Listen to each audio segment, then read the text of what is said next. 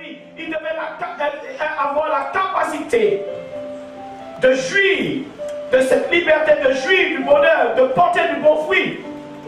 Il avait tout à sa disposition. Mais Dieu met tout à la disposition de l'homme pour que l'homme puisse, mon frère, avoir la capacité de jouir leur délivrance, de produire de bons fruits. Mais nous voyons, ce n'est pas le cas. Ce n'est pas le cas pour beaucoup de chrétiens. Ils portent du mauvais fruit. Mais qu'est-ce qui doit se passer? Dieu doit me toucher afin l'endroit où je me suis, que je suis dans la capacité de porter du bon fruit. Mettez-moi un peu de retour. Verset 2, il en remua le sol, ôta les pierres. Il remua le sol et ôta les pierres. Voilà, ça veut dire qu'il a préparé toutes choses. Mon frère, tu peux tout faire. Tu peux tout préparer. C'est comme un cultivateur, il va tout préparer. Il va renverser la terre, il va tout préparer, il va ôter les pierres et il va mettre la graine. Mais il va attendre que maintenant les graines puissent porter du fruit. Mais comment il peut porter si la rosée ne tombe pas? Si la pluie ne tombe pas? Mais la pluie vient de qui? Vient de Dieu. Amen. Il n'a pas la capacité de faire tomber la pluie si ce n'est que Dieu qui décide de faire tomber la pluie. Je peux tout faire, mais il y a un moment, c'est Dieu qui doit agir afin que maintenant j'ai la capacité de porter du fruit. Je peux tout faire dans ma vie. Et beaucoup de personnes ont tout fait. Ils ont tout fait, mais ils sont dans l'incapacité de porter ce bon fruit. Pourtant, ils sont dans un environnement qui est bon. Mais cet environnement n'est pas bon pour eux. Pourquoi? Ce n'est pas la question de l'environnement. Nous regardons Isaac. L'environnement peut-être vers la sécheresse, mais le fait que Dieu était avec lui, il réussissait de porter du bon fruit. Il réussissait partout où il était. Et la Bible dit, même dans la famille, il réussissait. Le problème, c'est si Dieu est avec moi, j'aurai la capacité de me jouir, quel que soit l'endroit où je me trouve. Si je me trouve en Afrique, si je me trouve à un endroit de pauvreté, quel que soit l'endroit, je m'épanouirai. Parce que j'ai la capacité, parce que Dieu m'a donné la liberté, Dieu m'a donné le pouvoir d'agir où ça me va mal. Verset 2, il en remua le sol, ôta les pierres et y mit un plan délicieux. Il bâtit une tour au milieu d'elle et il y creusa aussi une cuve. Puis il espéra qu'elle produirait de bons raisins. Il espéra qu'il produit de bons raisins. Mais il n'y a pas eu, c'est ce qu'il espérait, il n'a pas vu ces choses arriver. Dieu espère que tu produis de bons vins, de bons produits. Dieu espère l'endroit où tu habites, que tu puisses t'épanouir, que tu puisses jouir. Mais Dieu, en espérant, ne voit pas ces choses qu'il attendait de toi. Regardez ce figuier, Jésus attendait quelque chose du figuier. Parce que le figuier devait donner du fruit, mais un moment, Jésus va regarder le figuier de loin. Il apparaît qu'il était bon ce figuier. Mais la Bible dit que ce figuier avait que des feuilles. Tu peux être belle, beau. Mais à l'intérieur de toi, est-ce que réellement tu peux, mon frère, tu vas pouvoir porter le fruit que Dieu t'attend? Est-ce qu'à l'intérieur de toi, comment se trouve à l'intérieur de toi? Comment tu te trouves? C'est la question. Là, ce figuier était beau. Mais quand Jésus va s'approcher, il verra, oui, il est splendide de loin, mais de près, ce figuier avait un problème. Il ne pouvait pas porter du fruit. Et Jésus avait maudit ce figuier. Et quelquefois, voilà, beaucoup de personnes leurs vies sont détruites. Parce que pourquoi? Ils sont dans l'incapacité de jouir, l'incapacité de vivre heureux, l'incapacité d'agir, l'incapacité de prendre des décisions. Verset 2, puis il espéra. N'oubliez pas que Dieu dit, mes enfants, les enfants de ténèbres sont plus éveillés que les enfants de lumière. Ils ont la capacité de réfléchir, mais mes enfants n'ont pas la capacité de réfléchir. Pourtant, nous avons en Christ. Ça veut dire l'Esprit de Jésus devait nous donner la capacité de réfléchir. Mais nous ne réfléchissons pas. Nous ne réfléchissons pas. C'est ça les chrétiens, ils ne réfléchissent pas. Ils parlent et après ils réfléchissent. On réfléchit et après on parle. Mais le chrétien fait le contraire. Il pose là et après il réfléchit. Non, mon frère, c'est trop tard. Je tombe amoureux de quelqu'un, je me marie et après je réfléchis. Avec un homme, je me suis marié. Ah bon? Non, on réfléchit avant de bâtir, de construire. C'est ça quelqu'un qui est libre d'agir, de prendre des décisions. Mais l'homme en Christ ne peut prendre une décision parce qu'il n'est pas libre en vérité. Je peux prendre les bonnes décisions parce que tout homme peut prendre des décisions. Mais est-ce qu'il va prendre les bonnes décisions? C'est la question. Tout homme peut prendre des décisions. Toute femme, une femme peut dire je me marie aujourd'hui. Un homme peut dire je me marie. Oui, tout homme. Mais est-ce qu'elle a pris la bonne décision? C'est la question que je te pose ce matin. Mais la décision que tu as prise, est-ce que cette décision permettra que maintenant tu es dans la capacité de jouir le bonheur dans ce mariage? C'est la question. C'est la question. Si Dieu n'est pas là, alors tu n'auras pas la capacité de jouir dans le bonheur.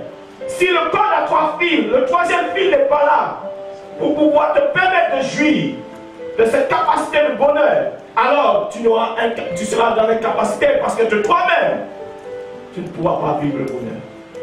Il faut que Dieu soit là, il faut que Dieu touche l'homme, il faut que Dieu touche cette femme. Verset 2, puis il espéra qu'elle produirait de bons fruits. Il espéra, voilà, Dieu espère dans l'homme. Mais quand Dieu espère, il voit ce que l'homme produit. Il était sûr de ce qu'il attendait de l'homme. Dieu espère en toi des bonnes choses. Mais quand Dieu voit certaines choses, le cœur de Dieu souffre. Quand Dieu espère dans les chrétiens des bonnes choses, mais il voit des mauvaises choses sortir. Le cœur de Dieu lui fait mal. Parce que Dieu t'a planté un endroit. Dieu a tout préparé dans cette place. Dieu a pu tout disposer.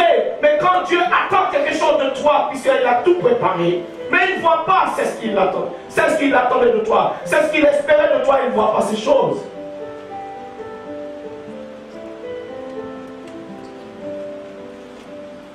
Puis il espéra qu'elle produirait de bons raisins, mais elle en a produit de mauvais. Elle en a produit de mauvais. Voilà, ça veut dire cette personne en même. Il est dans l'incapacité de porter de bons fruits. Pourtant, Dieu a tout fait. Pourtant, tout a été fait. Ce n'est pas parce que j'ai donné ma vie à Christ que je suis dans la capacité de jouir de la liberté. Je peux donner ma vie, mais je peux donner ma vie à Christ, mais mon cœur n'a pas été à Dieu. Mon cœur n'a pas été à Dieu. Je peux donner ma vie à Christ seulement en parole. Mais mon cœur ne dit pas les mêmes choses. Combien de personnes, quand ça va mal, ils viennent vers Christ, ils disent Dieu, voilà Seigneur, si tu fais cela, alors je serai. Ils mettent Dieu, en fin de compte, ils font un chantage avec Dieu. Ils font un chantage en pensant, en faisant un chantage, Dieu va agir. C'est comme quelqu'un qui est près de la mort, il dit Seigneur, si tu me donnes la vie, alors je vais te faire, je vais changer. Combien de personnes qui le font? Combien de personnes qui sont venues en Christ parce qu'ils étaient en limite d'agir? Ils n'avaient pas cette liberté. Mais il dit Seigneur, donne-moi cette liberté. Et cette liberté, ce sera pour toi. Mais en vérité, les gens ils mentent. La liberté qu'ils veulent, c'est pour eux. De jouir leur propre bonheur. Et de mettre Dieu à côté. C'est comme Dieu est un valet, est un esclave. Ça veut dire que Dieu est à notre disposition qu'on veut, quand ça va mal. Mais quand l'homme va bien, alors il ne connaît pas que Dieu est là.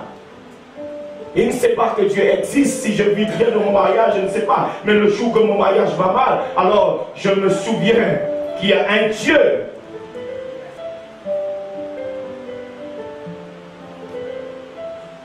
Alléluia. Ça veut dire, pourtant la terre était renversée, pourtant tout. Les pierres étaient ôtées. Et c'était la vigne de Christ. Mais pourtant il a tout fait. Mais dans cette vigne, eh bien, ils étaient dans la capacité de jouir, de toucher, de jouir, cette liberté de jouir, ce bonheur, de porter de bons fruits que Dieu l'attend. Parce que Dieu attend de nous de porter de fruits. N'oubliez pas, entre parenthèses, Dieu nous demandera chacun de nous le fruit que nous avons porté. Nous serons jugés en fonction du fruit que nous portons sur cette terre. Si c'est de mauvais fruits, nous serons jugés. Parce que l'homme qui est en Christ a le devoir de porter du bon fruit, a le devoir d'aimer, a le devoir de pardonner, a le devoir de supporter. C'est ce que Dieu attend de chacun de nous. Dis à mon frère, cherche à savoir qu'est-ce que Dieu attend de toi. Dis-lui à côté. Qu'est-ce que Dieu attend de toi, frère? Qu'est-ce que Dieu attend de toi? Et peut-être que mon frère, Dieu sera déçu.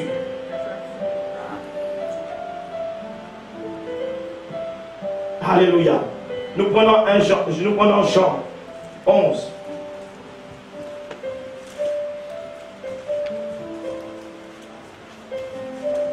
Vous savez, j'ai dit, ces jeunes filles, tu ne sortiras pas ici sans pas être délivré. Je l'ai dit parce que si Dieu t'a amené ici, c'est que Dieu sait que nous avons la capacité d'agir. Dieu n'amène pas quelqu'un à un endroit si Dieu sait que ce pasteur n'est pas capable de le faire. Si cette jeune fille a quitté la France, a quitté l'Angleterre, elle m'a dit, je suis venu aux Antilles prendre ma délivrance. Ça veut dire, je disais, Seigneur, mais tu as déplacé cette jeune fille jusque de l'Angleterre, de la France, pour les Antilles. Et aujourd'hui, elle va repartir. Ça veut dire, ça m'a touché.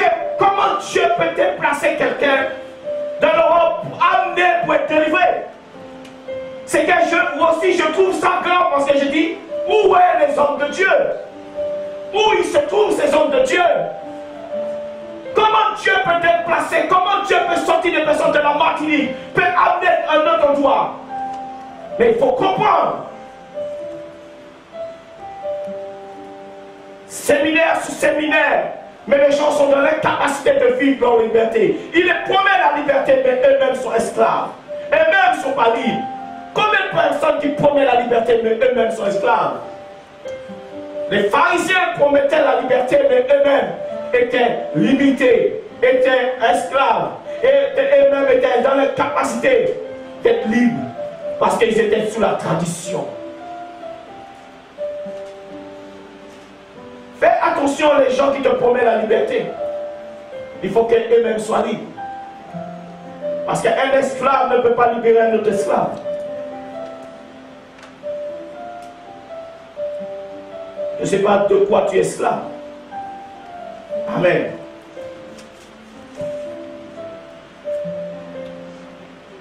Jean 11, verset. Nous allons prendre verset 11. Et après nous allons redescendre 14 à 15. Et après nous allons prendre 38 à 9. Et après nous allons passer au verset qui nous concerne 43 à 44. Mais je vais passer par étapes. J'y vais tout de suite. Jean chapitre 11, verset 11. Après ces paroles, il leur dit. Après ces paroles, il leur dit. Vous savez, il y a une jeune fille en France, quand je suis parti là, pour toute cette semaine dernière. Une jeune fille en France, la maman criait. Elle m'a appelé en Martinique, elle criait. Le vieux m'a fait appeler. Et la maman pleurait.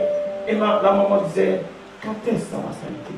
Elle passe toujours dans le bloc d'opération, sa fille. Et un jour, elle est passée dans le bloc d'opération, mais elle délirait. Elle délirait et l'enfant délirait. Et ils ont mis un produit trop fort, l'enfant délirait.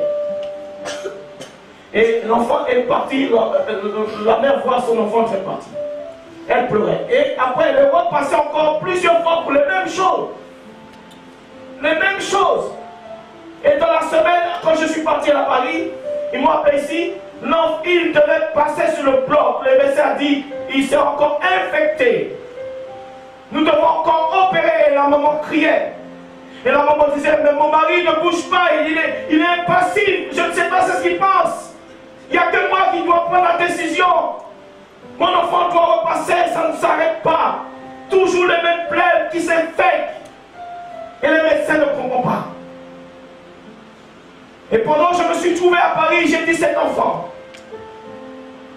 est-ce que tu crois réellement que Dieu peut détruire cette chose qui ramène l'infection à chaque fois? Puisque les médecins sont dans l'incapacité d'expliquer cette situation. La plaie ne guérit pas. Et j'ai posé la question à l'enfant, est-ce que tu crois réellement Dieu est Dieu? Est-ce que tu crois réellement que Dieu peut, ou l'homme ne peut pas, ou les médecins ne peuvent pas? Je lui ai posé la question parce que je voulais voir si réellement. Elle me dit, pasteur, je crois, je ne veux plus passer sur le dos. Et elle va aller au médecin, le médecin dit, ça disparaît. Dieu a la capacité, Dieu a la capacité. Sans ça, cet enfant ne pouvait pas jouir sa liberté. Puisque cet enfant est toujours malade, les médecins ne comprennent pas. C'est très bien les médecins, mais à un moment, les médecins sont limités. Les médecins, à un moment, te disent, nous ne pouvons rien faire. Mais là, Dieu peut faire. Dieu peut faire. Et Dieu a fait pour ces jeunes filles.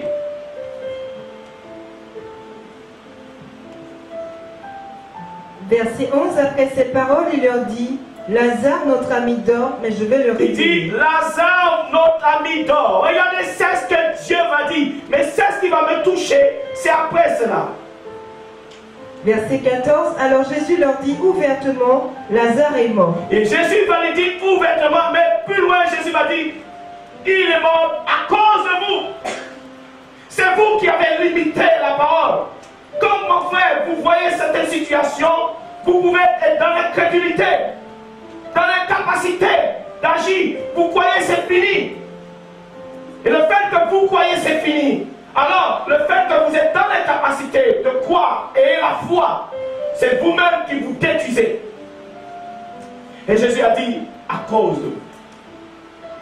Continue. Verset 15, et à cause de vous, Jésus dit, à cause de vous, afin que vous croyiez. parce que vous n'étiez pas dans l'incapacité de croire qu'il était endormi. Mais maintenant, je vous dis qu'il est mort à cause de vous. Vous pouvez vous détruire quand vous êtes dans l'incapacité de réfléchir, de prendre des bonnes décisions. Vous pouvez vous détruire quand vous voyez certaines situations dans votre vie. Le fait que vous croyez que c'est fini, alors vous serez dans l'incapacité d'agir. C'est ce qui m'a touché parce que Jésus m'a dit à cause de vous. Et à cause de vous, afin que vous croyiez. Afin que vous croyiez. Il dit maintenant Lazare est mort à cause de vous. Afin que vous croyiez. Il dormait parce que je vous ai dit qu'il dormait. Mais le fait que vous croyez pas, je vous dis qu'il est mort maintenant. Mais à cause de vous. Mais il dit afin que vous croyiez. C'est vous qui rendez les choses de l'incapacité. Si ta vie est limitée, quelquefois c'est à cause de toi. Je me réjouis de ce que je n'étais pas là, mais allons vers lui. Verset 38, Jésus frémissant de nouveau en lui-même, se rendit au sépulcre. C'était une grotte et une pierre. C'était une grotte, à l'époque, on mettait les gens dans les grottes pour enterrer les gens et puis on mettait une pierre devant. En Israël, c'est comme cela on enterrait les gens. Ou on mettait le mort et puis on mettait des pierres sous des personnes. C'est comme cela on enterre en Israël. On ne met pas les gens dans des cercueils comme l'Europe et tout ça. Je ne sais plus s'ils le font maintenant, mais c'est comme cela qu'ils enterrent. Verset 38, c'était une grotte et une pierre était placée devant. Jésus dit, ôtez la pierre. Jésus va lui dire, ôtez la pierre. Mais regardez, cette pierre en vérité empêchait maintenant qu'il soit maintenant dans les capacités de sortir. Bien sûr, Jésus va dire, ôtez la pierre. Ôtez cette pierre qui lui donne une limite dans cette grotte. homme, que vous avez mis devant la vie de cet homme. Vous savez, nous sommes des personnes, nous prenons des décisions précipitées. Quand nous voyons c'est mal, nous disons maintenant nous sommes dans l'incapacité d'agir, c'est fini. Dans nos couples, quand ça va mal, nous allons dire nous sommes dans l'incapacité, alors le couple est mort, alors c'est fini, on divorce. Et des fois c'est ça les hommes. Alors on met une pierre, on ferme notre mariage, c'est fini. On détruit notre couple, on détruit notre famille parce qu'on dit on se trouve dans l'incapacité. Et Jésus a dit parce que vous vous êtes trouvé dans l'incapacité, vous avez mis cette pierre. Ôtez cette pierre. Vous avez mis la limite dans cet homme, ôtez cette pierre. Jésus dit ôtez la pierre. Marthe, la sœur du mort, lui dit Seigneur, ils sont déjà. Voilà, il dit Seigneur, mais il est dans l'incapacité de vivre. Il est mort, Seigneur. Il est dans l'incapacité de vivre. Ça y est, c'est trop tard. Comment tu dis ôter les pierres? Tu ne vois pas qu'il est dans l'incapacité de vivre. Il est dans l'incapacité de bouger, puisqu'il est mort. Pourquoi tu dis d'ôter la pierre? Est-ce que tu veux nous faire souffrir encore? L'homme se trouve, mon frère, très vite dans l'incapacité quand il y a certaines situations devant lui. Et pourtant nous disons nous sommes en Christ. Pourtant nous disons que nous avons la foi. Mais nous mettons une limite dans notre foi. Nous mettons une limite dans notre vie. Parce que nous disons si facilement c'est fini. Un chrétien baisse les bras très vite. Pourtant il a la foi, soi-disant. Marthe, la sœur du mort, lui dit Seigneur, ils sont déjà, car il y a 4 jours qu'il est là. 4 jours, Seigneur. Tu ne crois pas qu'il est dans la capacité de jouir du bonheur, de la capacité de revenir à la vie? C'est fini, Seigneur. Verset 43. Ayant dit cela, il cria d'une voix forte Lazare, sort. Jésus va dire le fait que la pierre a été ôtée. Mais ils avaient besoin de l'intervention de Jésus. Ils avaient besoin que Jésus puisse donner la vie à cet homme. Bien sûr, la pierre était ôtée. Mais comment ça s'appelle? Lazare était dans l'incapacité de vivre. Mais Dieu va lui donner la capacité de vivre. Mais quand même, Lazare était limité. Écoutez-moi bien.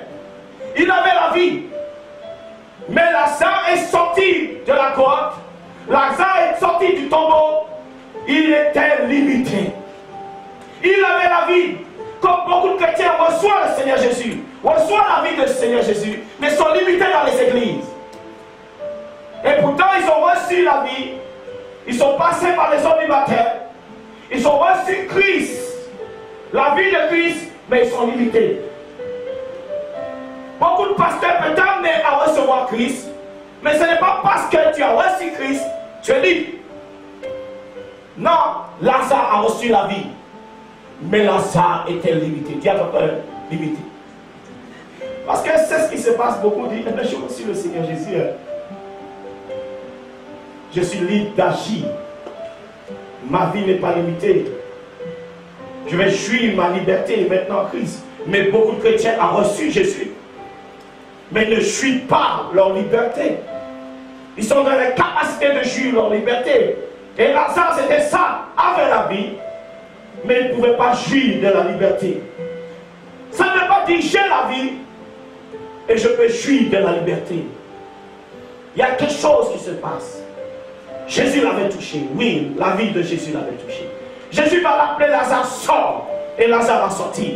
Le mort va sortir. Mais le mort était limité. Mais regardez comment Lazare va sortir. Les plantes aux pieds, ses pieds étaient attachés, il était attaché. Est-ce que Lazare pouvait jouir de la vie? Est-ce que Lazare avait la capacité de jouir de la vie? Pourtant, il est sorti de la grotte, n'est-ce pas? Il ne pouvait pas. Tant qu'elle est manquée, tant qu'on n'avait pas détaché, tant qu'on n'avait pas libéré les liens, il n'avait pas la capacité de jouir de la vie. Tu peux venir à l'église, et c'est ça qui est beaucoup dans les églises. On vous dit, vous avez reçu le Seigneur Jésus, mais votre vie est misérable. Votre vie, vous n'avez pas la capacité de jouir. Et c'est ça qu'on apprend aux chrétiens. Donnez votre vie. Reçois le Seigneur Jésus, tu es sauvé. Oui, tu es sauvé, tu as la vie. Mais maintenant, est-ce que j'ai la capacité de jouir de la vie que Dieu m'a donnée? Mais si Dieu me donne la vie, c'est pour pouvoir jouir de la vie qu'il m'a donnée. D'avoir la capacité de jouir cette vie. Mais je ne vis pas parce que je suis en Christ. Mais pourquoi je ne vis pas? Est-ce que c'est la faute de Dieu? Non, parce que Jésus avait fait sa part. La pierre a été ôtée. Il a donné la vie. Jésus a fait sa part. Maintenant, qui devait faire sa part? Qui devait faire sa part? Nous allons lire, la lecture va nous donner. Qui devait faire sa part? Verset 44 et le mort. On ne doit pas, tu es dans la capacité de réveiller. Oh! Eh bien, dis donc. Il ne faut pas dormir ici. Tu as connu l'histoire que l'homme qui dormait dans l'église pendant qu'il écoutait la parole? Réveille-toi, va laver tes yeux. Va laver.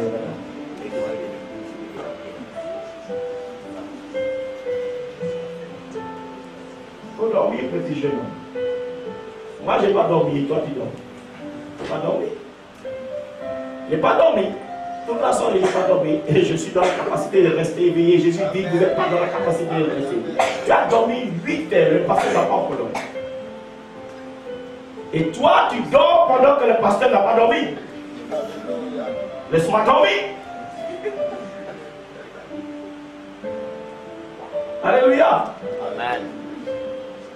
Verset 45. Si maintenant je dors devant le pépitre, tu vas dire, mais qu'est-ce qu'il arrive le pasteur? Mais tu ne vas pas regarder que le pasteur n'a pas dormi. Alléluia. Tu vas trouver ça étrange. Le prêche et puis il dort. Il dit, mais le pasteur est bizarre. Je dois avoir la capacité, puisque Jésus en moi, j'ai la capacité de rester éveillé.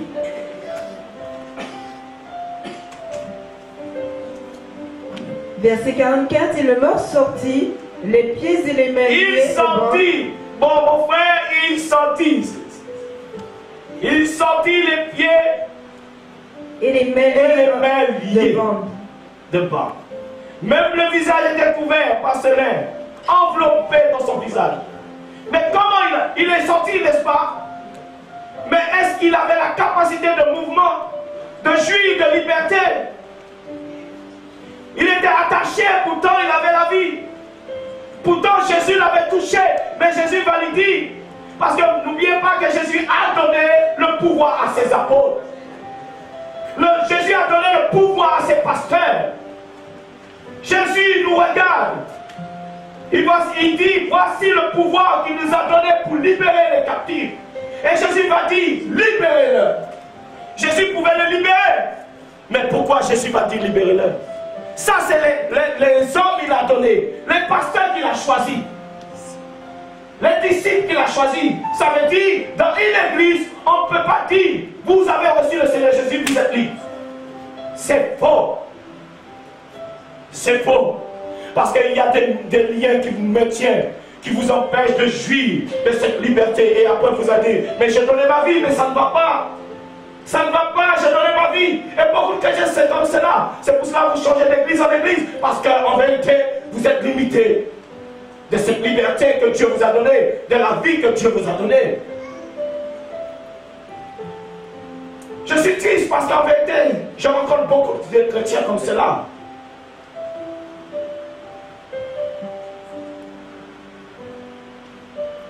Avec tous ces pasteurs qu'on voit, eh bien ça c'est sûr. Hein.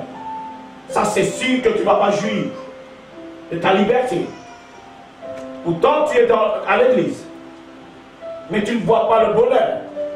Tu ne vois pas la paix. Tu ne vois pas la restauration que tu attendais par la vie que Jésus est venu te donner. Tu es limité. Et Lazare était limité. Lazare ne pouvait pas jouir de la vie que Jésus l'a donnée. Pourtant Lazare avait ressuscité. Était ressuscité.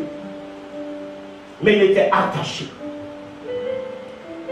Qu'est-ce qui est encore attaché à toi qui t'empêche, mon frère, qui te met la capacité de jouir de la vie, de jouir le bonheur que Dieu t'a donné, de la vie que Jésus t'a donnée? Qu'est-ce qui te empêche? Qu'est-ce qui est en toi? Il y avait les banquets, il y avait ces choses qui le tiennent, les liens. Je ne sais pas quel lien qui te tient. Verset 44, et le mort sortit, les pieds et les mains liés devant, et le visage enveloppé d'un linge. Jésus leur dit, déliez-le. Voici, Jésus va dire, déliez-le, parce qu'il n'est pas dans les capacités de jouir. Déliez-le, parce qu'il est limité dans sa vie. Pourtant, la pierre a été sortie, tout est sorti, mais il a été limité. Déliez-le. Mes frères, je vais vous dire quelque chose, ce n'est pas parce que vous êtes passé par les eaux du baptême. Ce n'est pas parce que vous avez reçu Dieu. Et tu te poseras des questions et tu retourneras dans le monde. Parce que tu dis, oui, on m'avait promis la liberté, mais je ne vois pas la liberté. Je ne vois pas le changement dans ma vie. Pourtant, je viens à l'église. Pourtant, je prie 3 fois par semaine. Je viens à l'église écouter le pasteur 3 fois par la semaine. Mais je ne vois rien. Jésus leur dit, déliez-le et laissez-le aller. Voilà, Jésus m'a dit, parce que Lazare ne pouvait pas aller. Lazare était limité. Il est sorti du tombeau, mais il était devant le tombeau. Il était limité. Et Jésus a dit, déliez-le et laissez-le y aller. Ça veut dire, il y a des personnes, des fois aussi, qui tuent les gens. Il est délié pour eux. Or, Jésus a dit, non, laissez-le aller afin qu'ils puissent jouir de cette liberté. On tient les gens, quelquefois, en quoi c'est notre propriété, mais ce n'est pas notre propriété, c'est la propriété de Dieu. Ce n'est pas la propriété du pasteur. C'est Dieu qui l'a donné la vie. Même si le pasteur que Dieu l'a utilisé, ce n'est pas la propriété de Dieu. Ce n'est pas la propriété du pasteur, mais c'est la propriété de Dieu. Mes frères, Lazare devait jouir de cette liberté. Et Jésus a dit, vous qui avez empêché, vous qui l'empêchez, déliez-le. Et il y a des pasteurs qui ne peuvent délier, comme je vous ai dit, ces jeunes filles. Ces jeunes filles, le pasteur ne pouvait pas le délier. Et ça m'a bien choqué. À un moment, je voulais laisser la jeune fille, mais comme je n'ai pas le cœur, pour dire, mais vous êtes dans une église. Pourquoi vous venez me voir? Pourquoi? Et beaucoup de personnes en Martinique, ils viennent ici, parce qu'ils savent, ici ils vont se libérer. Mais ils retournent vers leurs brigands. Ils retournent vers leurs brigands qui leur promettent la liberté, mais qui n'obtiennent jamais la liberté.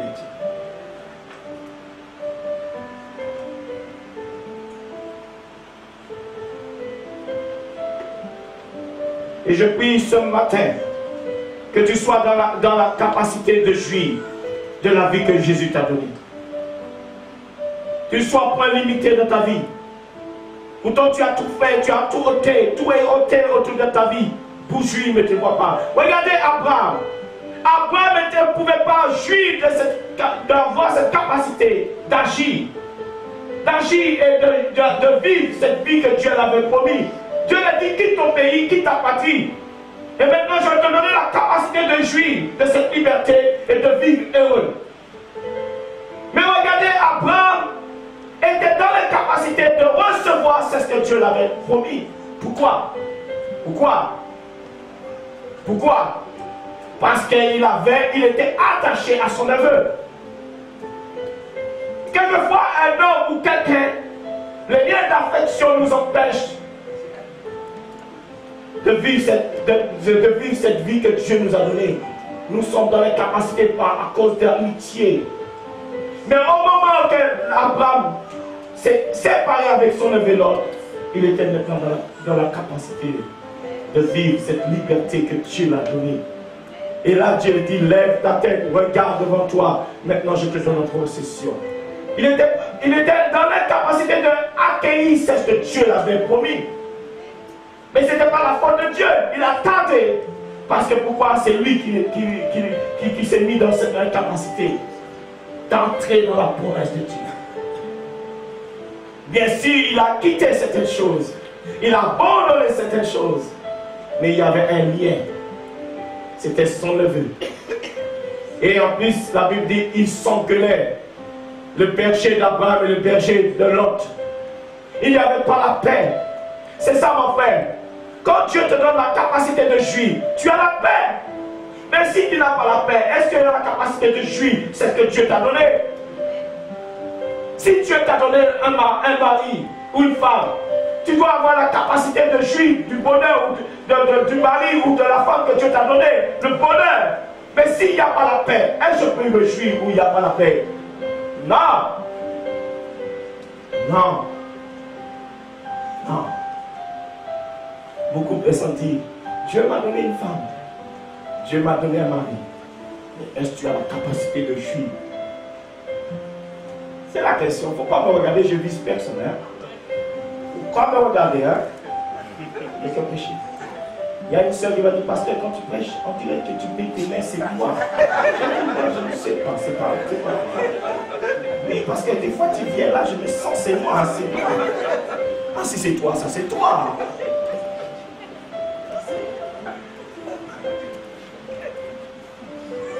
Si tu vois m'aimer comme ça, c'est pas même. Ça veut dire, Lazare, les pierres ont été ôtées, mais il était dans l'incapacité. Parce que tant qu'il n'était pas détaché. Et ce soir, mon frère, si Jésus ne te touche, si Jésus ne te touche pas, ou si Jésus te touche, si Jésus te donne la vie, alors tu dois avoir la capacité d'agir. Mais si tu n'as pas la capacité d'agir, c'est que tu es encore lié. Il y a des personnes qui disent, mais je ne pêche pas, pasteur, je ne pêche pas. Je ne pêche pas, pasteur, mais ça ne va pas, je n'arrive pas à jouir.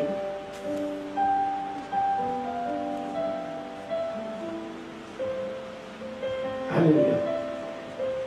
Nous allons prendre Luc 7, verset 14.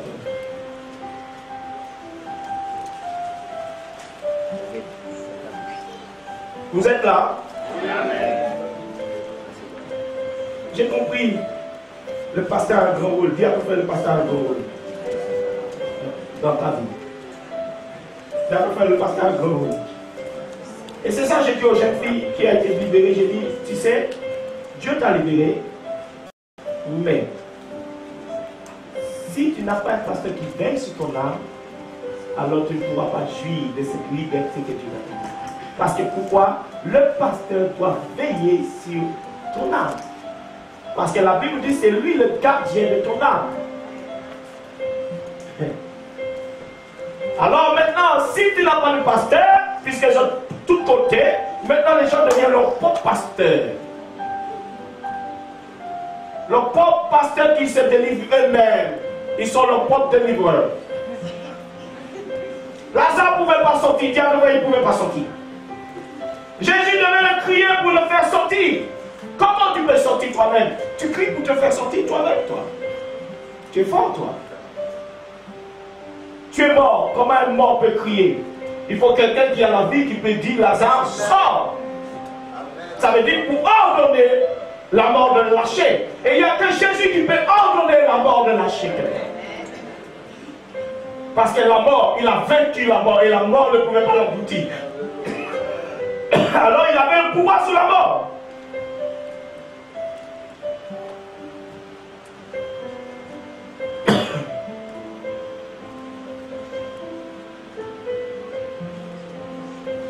Luc chapitre 7 au verset 14.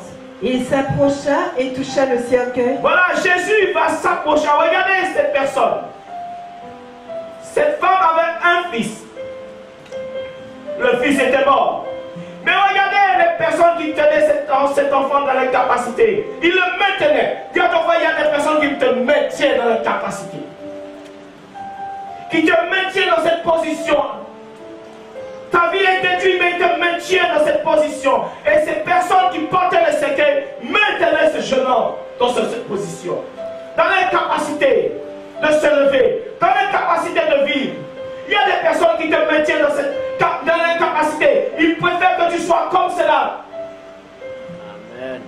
Ils t'empêchent de te lever. Et Jésus, la Bible dit, Jésus va toucher le cercueil et ces hommes vont s'arrêter. Dis à ton frère, Jésus arrête ces personnes qui t'empêchent de jouir de cette capacité. La Bible dit, ces hommes se sont arrêtés.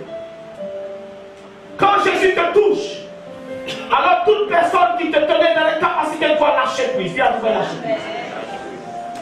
Et Jésus te touche ce matin, viens de Jésus te touche. Et toute personne qui t'avait mis dans les capacités de voir s'arrêter, dis ça.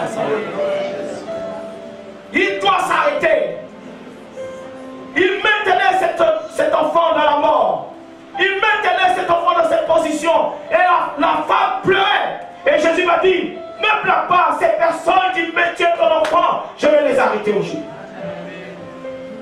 Oh, Jésus est formidable, oh, Jésus est formidable. Je ne sais pas qui te maintient, ta vie, qui te maintient dans cette position. Mais Jésus a le pouvoir d'arrêter les gens qui te maintiennent dans cette position. Car ton frère, cela, Jésus a le pouvoir d'arrêter les personnes. Il portait, ça veut dire quand tu portes quelqu'un, tu le maintiens. Tu le gardes dans cette position. Il gardait dans cette position de mort. Mais je prie que Jésus puisse s'avancer vers toi et puisse te toucher. Dis à ton frère que Jésus te touche. Et toute personne qui te maintenait, quelles que soient les choses qui te maintenaient dans cette position, afin que tu puisses réjouir cette liberté, alors Jésus va te détacher de ces personnes. Dis détacher de ces personnes. Parce que aussi il y a des personnes qui te mettent, mon frère, qui te maintiennent dans cette position, mais pour pouvoir jouir de cette liberté, il faut aussi se détacher. Coucou, coucou, coucou, coucou. Abraham devait se détacher pour jouir. Coucou. Détacher, ça ne veut pas dire haïr la personne. Non, parce qu'il peut être un frein pour t'empêcher de pas nous regarder. Vous savez, vous allez voir club de personnes célibataires. Club des enfants, des femmes célibataires, ils sont ensemble, n'est-ce pas? Mais dans le club, il faut que rester, ça s'appelle club célibataire. Mais maintenant, dans ce club célibataire, ça s'appelle célibataire. Ça veut dire qu'il n'y a pas de mariage. Mais maintenant, toi qui veux me marier, et on te dit, n'oublie pas, tu es club célibataire. Alléluia. Ça veut dire que tu n'as pas le droit de te marier. C'est un club. Alléluia. Tu ne peux pas sortir. Alléluia. N'oubliez pas, c'est ce qui s'est passé à la télévision. Ces jeunes filles, tous sont devenues enceintes. N'est-ce pas? En même temps, il dit, c'est un club. En même temps, nous ne voulons pas des hommes, mais nous voulons des bébés. Amen. Alléluia, c'est un club. Il y a un club de bébés. Mais est-ce qu'ils pouvaient jouir? Non. Tu te trouves dans un club d'échecs, comme les jeunes filles, parce qu'ils voient les autres un petit copain, un petit club. Eh bien, nous tous, à tel âge, on doit avoir des petits copains, petites copines. C'est un club, c'est un club. Moi, je me rappelle quand j'étais petit, jeune, eh bien, le club, moi, je ne voulais pas. Je vous ai raconté l'histoire quand je suis entré à 13 ans en France. J'habitais à Aubervilliers à 11e étage par là, je crois. Et une jeune fille, des jumelles, prenait l'ascenseur avec moi.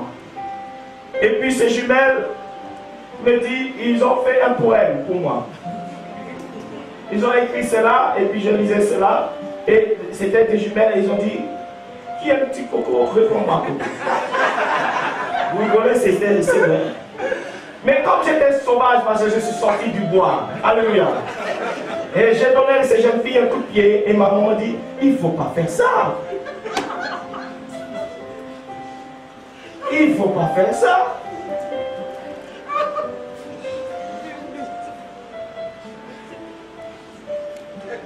Il me demande qui est le petit coco, réponds-moi coco, j'ai répondu avec un coup de pied.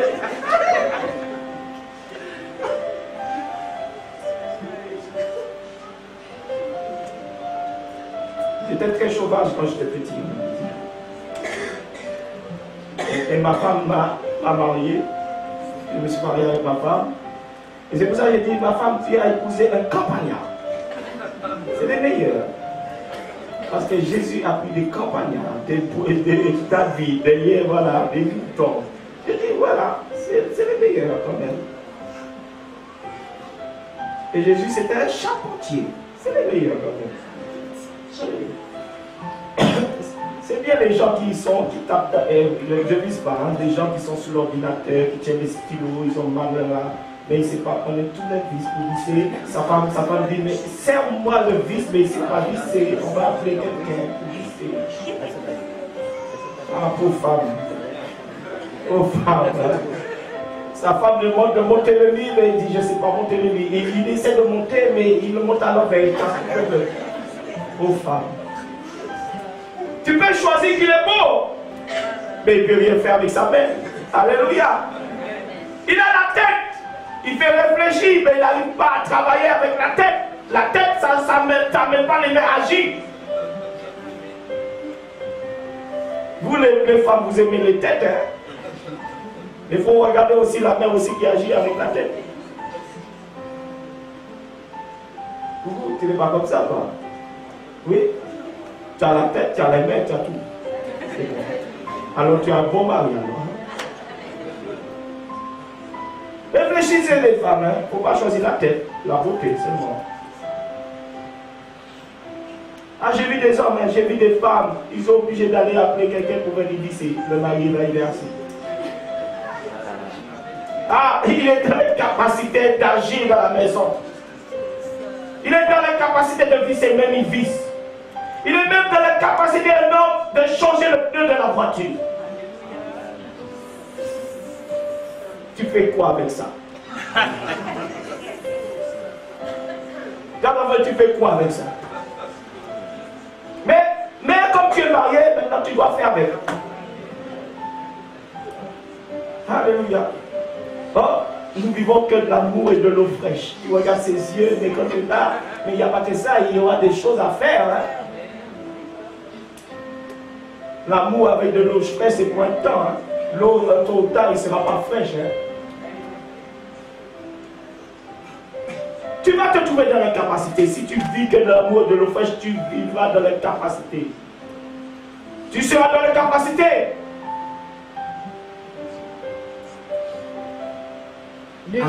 Luc chapitre 7 au verset 14. Il s'approcha et toucha le cerveau. Voilà, dis à ton frère que Jésus s'approche de toi. Et que Jésus te touche ce matin. Afin que toutes les personnes qui te rendaient dans l'incapacité de jouir cette liberté puissent s'arrêter. C'est ça le problème, que Jésus nous touche et que Jésus s'approche de nous. Ceux qui le portaient s'arrêtèrent. Il dit, je dis à ton frère, ceux qui se portaient, ceux qui le portaient. Est-ce que Jésus l'a ordonné de l'arrêter? Est-ce que Jésus? Non, il devait s'arrêter. Il devait s'arrêter. Dis à ton frère, si Jésus s'approche de toi, et si Jésus te touche, ça doit s'arrêter. Les gens qui te maintenaient, la chose qui te maintenait, ça doit s'arrêter. C'est le problème que Jésus nous touche. Dis à ton frère, ton problème c'est que Jésus te touche. Pour que ça s'arrête. Pour que tu sois détaché de ces personnes qui te maintiennent dans cette position, dans cet état. Et la Bible dit, au moment où ces personnes vont arrêter, Jésus va dire, lève-toi, lève-toi. Ceux qui le portaient s'arrêtèrent. Il dit, jeune homme, je te le dis, lève-toi. Voilà. Tant que ces personnes ne s'arrêtent pas, tu ne pourras pas te lever. Tu ne pourras pas sortir de cet état. Mais au moment que les gens vont s'arrêter, maintenant Jésus va agir. Maintenant tu pourras te lever, sortir de cet état que tu es, pour pouvoir maintenant jouir de la capacité de la vie que Dieu t'a donnée, de cette liberté que Dieu t'a donnée. Toi, mon frère, si tu ne te réveilles pas, est-ce que je peux jouir? Je suis encore limité. Je dois sortir. Bien sûr, Jésus m'a touché. Ceux qui me tiennent m'ont lâché, mais aussi je dois me lever. Je dois sortir de cette capacité. Regardez quelqu'un que son mari, il a vécu, l'homme est parti. Même si Jésus lui touche, mais il n'a pas la capacité aussi de se lever. Jésus doit lui donner la main pour dire, lève-toi, sors dans cette faiblesse. Parce que quelquefois, quand on te met dans l'incapacité, c'est dans une faiblesse qu'on te met. Afin de ne pas te lever. Afin que tu puisses pas te relever. On avait mis dans cette faiblesse. Mais Jésus dit, ne reste pas dans cette faiblesse. Les personnes qui te maintenaient à ce prix-là, maintenant lève-toi.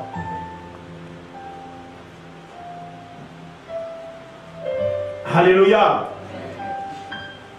Il y a ton frère aujourd'hui que ça doit s'arrêter. Luc 13, verset 16.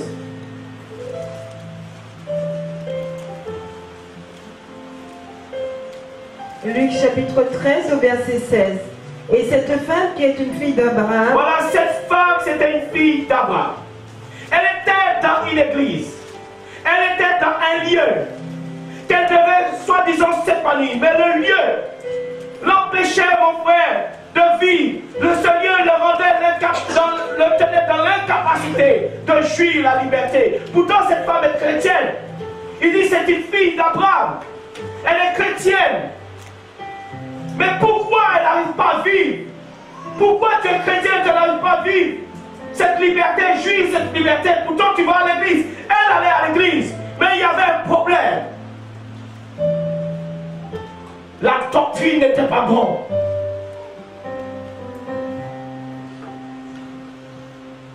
Et cette femme qui est une fille d'Abraham et que Satan tenait liée depuis 18 ans, ne fallait-il pas la délivrer? Voilà, de ne cette chaîne? fallait pas délivrer. Ça veut dire, mon frère, c'était les pharisiens et leur doctrine, leur tradition qui maintenait cette femme dans cette position. Vous savez, il y a des doctrines, il y a des traditions. Tu vas à l'église, on a encore des traditions en Martinique dans les églises qui nous maintiennent dans cette incapacité. Noël, tous ces fêtes païennes, carnaval, toutes ces choses qu'on adore le diable et après on va à l'église. C'est des fêtes, des traditions de la Martinique. C'est pour cela que les Martiniquais, ils ont un problème de vivre. Vous restez dans la tradition, vous courez le carnaval, soit disant vous élevez le diable, vous le brûlez vers le savane là-bas, vous le finissez brûler, mais vous pensez que vous l'avez brûlé le diable, vous pouvez le brûler vous. Est-ce que vous pouvez brûler? Et vous rigolez, vous brûlez quoi? Vous brûlez quoi? Et puis à la fin, le prêtre il te dit, viens, eh bien, on va mettre un peu de sang pour vous purifier. Quelle purification? Vous êtes conscient de ce que vous faites. Le prêtre sait que vous avez couru, mais il vient. Alors, on met un petit peu de sang sur ta tête. Mais un jour, ça s'est arrivé aux Antilles. Et bien, le sang a brûlé votre fond, hein? Ça vous a brûlé, mais c'est vrai, c'est passé à la tête. Ça vous a brûlé, ça vous a pas brûlé assez. C'est que Dieu était contre ces choses-là. Vous faites le péché et puis après, le prêtre dit, bon, on va vous sanctifier. Quel sanctifice? Et vous pensez que vous pouvez maintenant, vous êtes dans l'incapacité quand le prêtre t'a purifié, tu es dans l'incapacité. Mais ils étaient dans l'incapacité parce que leur fond était brûlé, il fallait aller à la pharmacie pour acheter.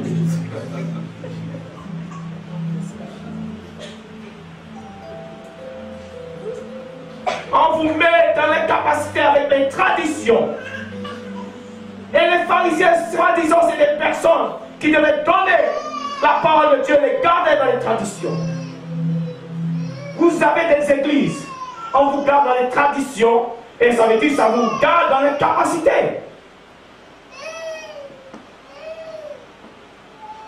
Verset 16, et que Satan tenait lié depuis 18 ans. Voilà, 18 ans, imaginez-vous, dans l'église. 18 ans. Mais j'imaginais, 18 ans, cette femme vient à l'église. Elle met des petites pièces dans le panier. Mais ça ne faisait rien à ces personnes qui prêchaient. La souffrance de cette femme ne touchait personne. Même pas le prédicateur, même pas le pasteur. Parce que le pasteur lui-même était dans les traditions. Ne pouvait pas sortir cette femme dans l'incapacité pour vivre cette liberté. Cette femme ne pouvait pas jouir. Quand tu te trouves dans telle église, tu ne pourras pas jouir de leur vie.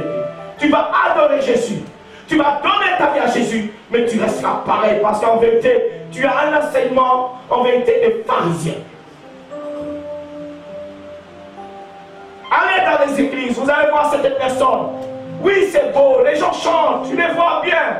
Mais quand ils rentrent chez eux, ils pleurent. Ils ne peuvent jouir, c'est pour un temps. La Bible dit qu'il reçoit la parole pour un temps. Il se réjouit pour un temps. Pour un temps. Mais mon frère, la liberté, ce n'est pas pour un temps.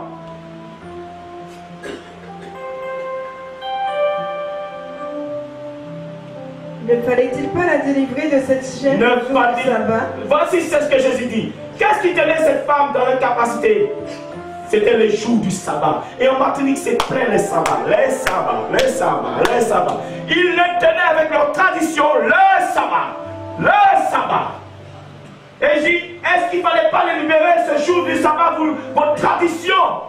Votre tradition le maintenait dans les capacités. Jésus dit, mais voilà, c'est vous qui le rendez dans les capacités de vivre cette liberté. Parce que vous le tenez dans les traditions. Tradition de pharisiens. Tradition de la Martinique. Parce qu'en Martinique, il y a beaucoup d'églises de sabbat. Mais Jésus dit, je suis le sabbat. C'est chaque jour, je suis le maître du sabbat. Il dit, le sabbat était fait pour les hommes, non pour Dieu. Parce que je suis le maître du sabbat. Oh, mes frères, il faut connaître l'écriture. Jésus a combattu ces traditions. Heureusement que Jésus a poussé cette femme à sortir de cette tradition. Donc, si cette femme a été guérie, parce qu'en vérité, cette femme a quitté cette tradition. Il a écouté la parole du Seigneur Jésus. En un instant, il a dit maintenant, je sors dans les capacités que les hommes ont mis de cette tradition, de cette coutume. Et il a écouté Jésus. Et cette femme est sortie. Souvent les pharisiens ont haï aussi cette femme. Cette femme a dit non. Vous m'avez tenu combien d'années? 18 années dans votre tradition. Moi maintenant il y a un homme qui me donne la capacité de sortir de votre tradition, je la sais. Ce n'est pas vous qui êtes malade. Ce n'est pas vous qui souffrez, c'est moi qui souffre. Si Jésus me donne la liberté, pourquoi je vais le refuser? Comme les églises et témoins Jéhovah, on dit Jésus ne guérit pas. Et j'avais dit à ce témoin Jéhovah, mais pourquoi tu es guéri? Pourquoi tu vas à l'église? Si tu es pour rester tel que tu es, tu meurs dans ta souffrance alors. Alors pourquoi on sert Dieu alors? Tu meurs dans la maladie, alors j'ai dit quoi? Moi j'ai trouvé ça choquant. Un Dieu, tu sais, il te laisse malade comme cela. J'ai trouvé ça choquant. Et Paul les expliquait, non. Mais les traditions les tiennent.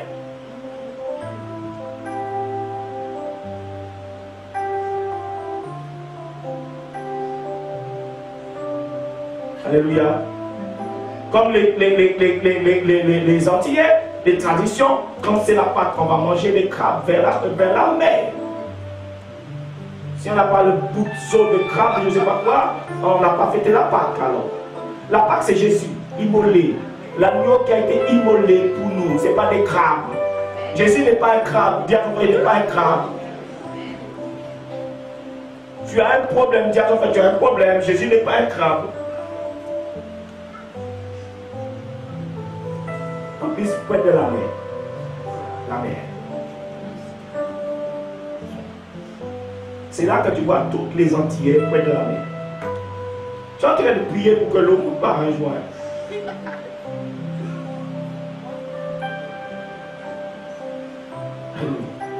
Verset 16.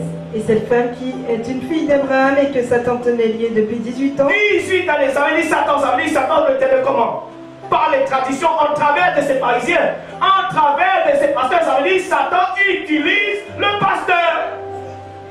Le pasteur. Coucou. Coucou. Vous êtes là? Amen.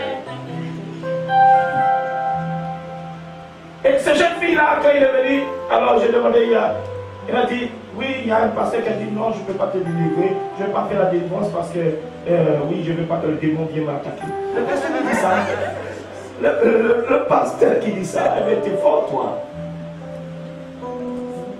Il dit, non, laissez-la comme ça. Hein. Ça veut dire, ils ont dit, laissez-la comme ça. Et de temps en temps, sur le pépé, il dit, ne t'énerve pas, le démon, reste tranquille. Ça veut dire qu'il joue la guitare pour le démon, pour se calmer. Vous rigolez, mais c'est terrible hein, quand même. C'est terrible, hein. Des séminaires, je me rappelle quand je suis venu en Martinique, ma femme est là. Et il y avait un jeune homme qui était fou. Et ce jeune homme va venir, il avait perdu sa conscience. Et ce jeune homme, ils vont me l'amener. Et Dieu va permettre qu'il va être libéré. Et après, comme on n'avait pas d'église, ça fait plus que 20 ans. Hein, et j'ai été visiter une église avec lui. Pour lui montrer pour aller. Et puis il était assis à côté de moi. Mais depuis le commencement, le pasteur, depuis le commencement, il y avait quelqu'un qui possédait. La personne criait depuis le commencement du culte. Ils ont amené dans une pièce. Jusqu'à la sortie du culte. Et la personne, ils n'ont pas pu délivrer. Mais le jeune homme me dit, qui tu es pasteur? J'ai dit, chut, ne dis rien. Il dit, mais va. J'ai dit, c'est pas comme ça se fait. Je ne peux pas me lever pour dire, allez délivrer quelqu'un. Tout à l'heure. Il dit, mais lève-toi, va dire que tu es passé. Comme tu as fait pour moi, va le faire pour la jeune fille. J'ai dit, c'est pas comme ça. Alors on est parti du culte. Le culte est fini. 10 heures jusqu'à 2 heures. On même ne sait pas quand ça a fini. On est parti. Le démon n'a jamais quitté ça. Dans les capacités de libérer cette personne. Comment un démon peut te faire transpirer? Et il y a des personnes tellement qui se transpirent, ils disent, démon, s'il te plaît, sois gentil, sors. Tu veux bien? Il y a des gens comme ça qui supplie, tu veux bien sortir, s'il te plaît? Et puis il y a des personnes comme le démon là, je te coupe. Mais tu peux couper un démon, c'est un esprit. Je te taille en pièces, tu tailles quoi? Tu tailles quoi en pièces, mon frère? Tu peux couper un esprit en pièces, toi. Je te coupe, je te taille en morceaux. Voilà. Ah, tu devais avoir plein de morceaux chez toi quand même. Non, on ne chasse pas un démon comme cela. Et on ne supplie pas un démon, on le menace. Mais pour pouvoir le menacer, il faut avoir l'autorité. C'est ça le problème. Parce que si tu le menaces comme les 7 fils de Jéhovah, ben t'inquiète pas, ils vont te menacer aussi à ton tour. Ça veut dire que ces personnes, en vérité, ils sont dans les capacités de juivre parce qu'en vérité, ils le font miroiter. Qu'en vérité, ils peuvent jouir de leur liberté. Mais hors eux-mêmes sont captifs. Cette femme, en vérité, la Bible dit, ne fallait-il pas le délivrer de ses chaînes le jour du sabbat? Est-ce que ce jour doit te maintenir les gens dans les capacités? Est-ce que c'est un jour pour maintenir les gens dans la capacité? Il dit le jour du sabbat. Ne fallait-il pas le libérer de cette incapacité? Ça veut dire que cette religion tient les gens dans les capacités.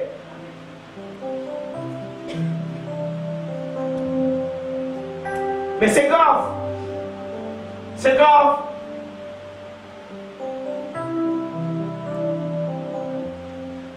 Alléluia. Cette femme devait sortir de cette incapacité pour pouvoir jouer. Mais elle avait un choix à faire. Soit elle devait choisir d'être maintenue par ses traditions, soit elle avait le choix. Soit je ne me laisse pas maintenir dans cette incapacité, soit j'écoute le Seigneur Jésus. Et j'obéis à la parole du Seigneur Jésus. C'est pour cela que n'allez pas dans n'importe religion parce que c'est ta maman, c'est ton père. Peut-être ton père et ta mère étaient dans la tradition. Mais aujourd'hui, Dieu nous permet de sortir des traditions de nos pères. C'était une tradition, ma grand-mère toujours allait à l'église catholique. Mais quand j'allais, j'aimais pas.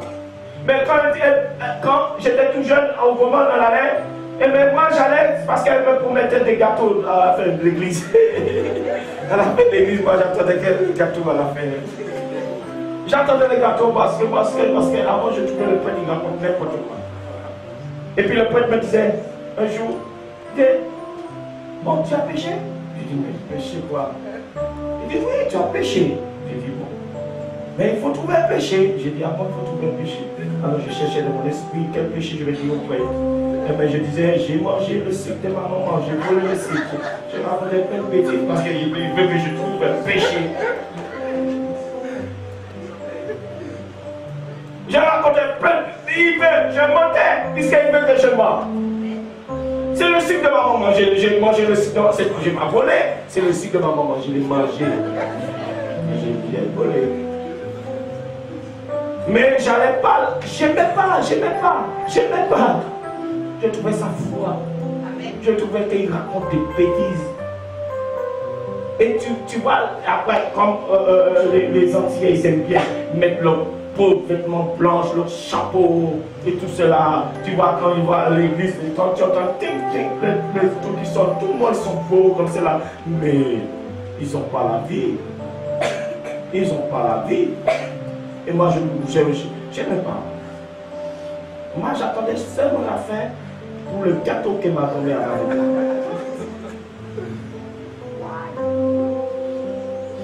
Je ne sais pas si tu étais comme moi, mais moi j'attendais le gâteau.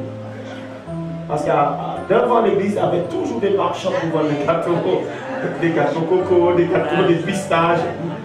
Je disais, achète-moi le cornet. Elle m'achetait parce que j'étais à l'église, j'étais gentil. Mais j'ai rien écouté du prêtre. Ça ne m'intéressait pas, moi. Parce que c'était de leur tradition avec leurs grosses tuniques. Jésus dit, vous avez des grandes tuniques. Vous apparaissez bien derrière, devant. De l'extérieur, mais à l'intérieur, c'est pourri. Jésus disait, vous êtes comme des tombeaux blanchis. Vous tenez le peuple dans la captivité. Jésus a parlé aux prêtres. Jésus a dit, vous êtes des tombeaux blanchis. Avec vos grands robes. Je me rappelle quand je suis entré en France, à Aubervilliers.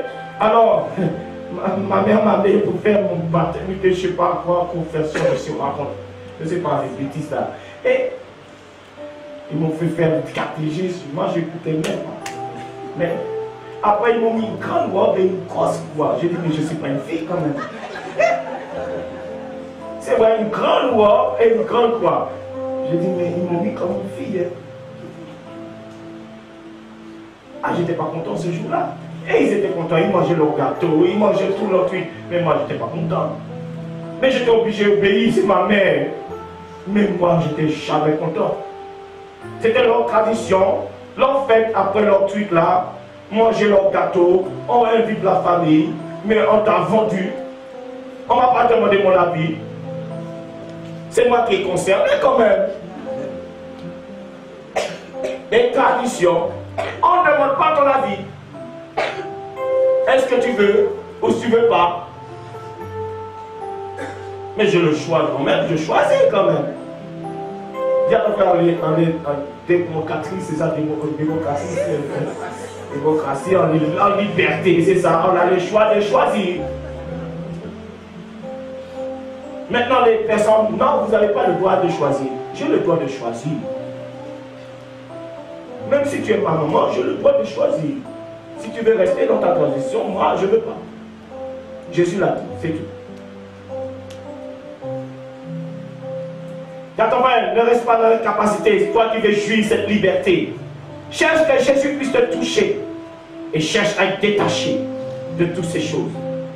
Amen. Acte 3, verset 2. Acte chapitre 3, verset 2.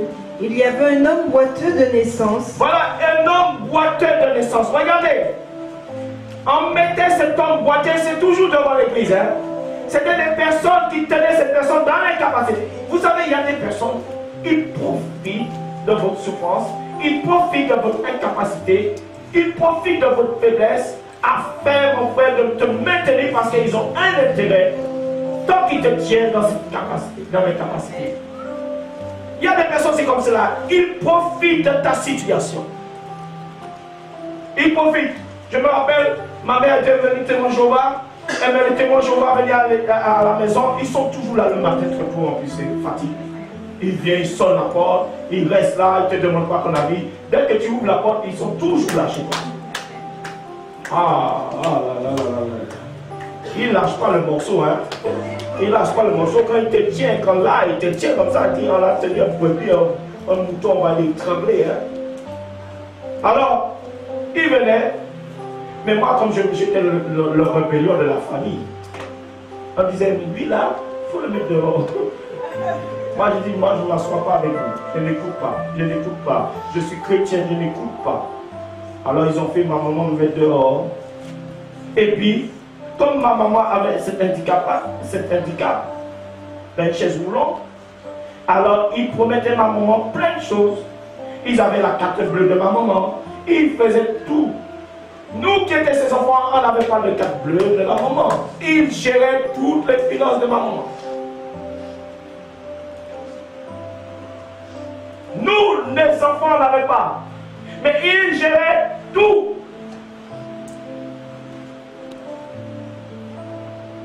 Il y a des gens qui profitent de l'incapacité. Il y a des gens qui profitent quand tu sois dans cette religion pour te dépouiller. Cette religion, même en tant que chrétien. Des faux pasteurs. Il connaît ta faiblesse et il agit en fonction de ta faiblesse. Pour te maintenir dans cette incapacité.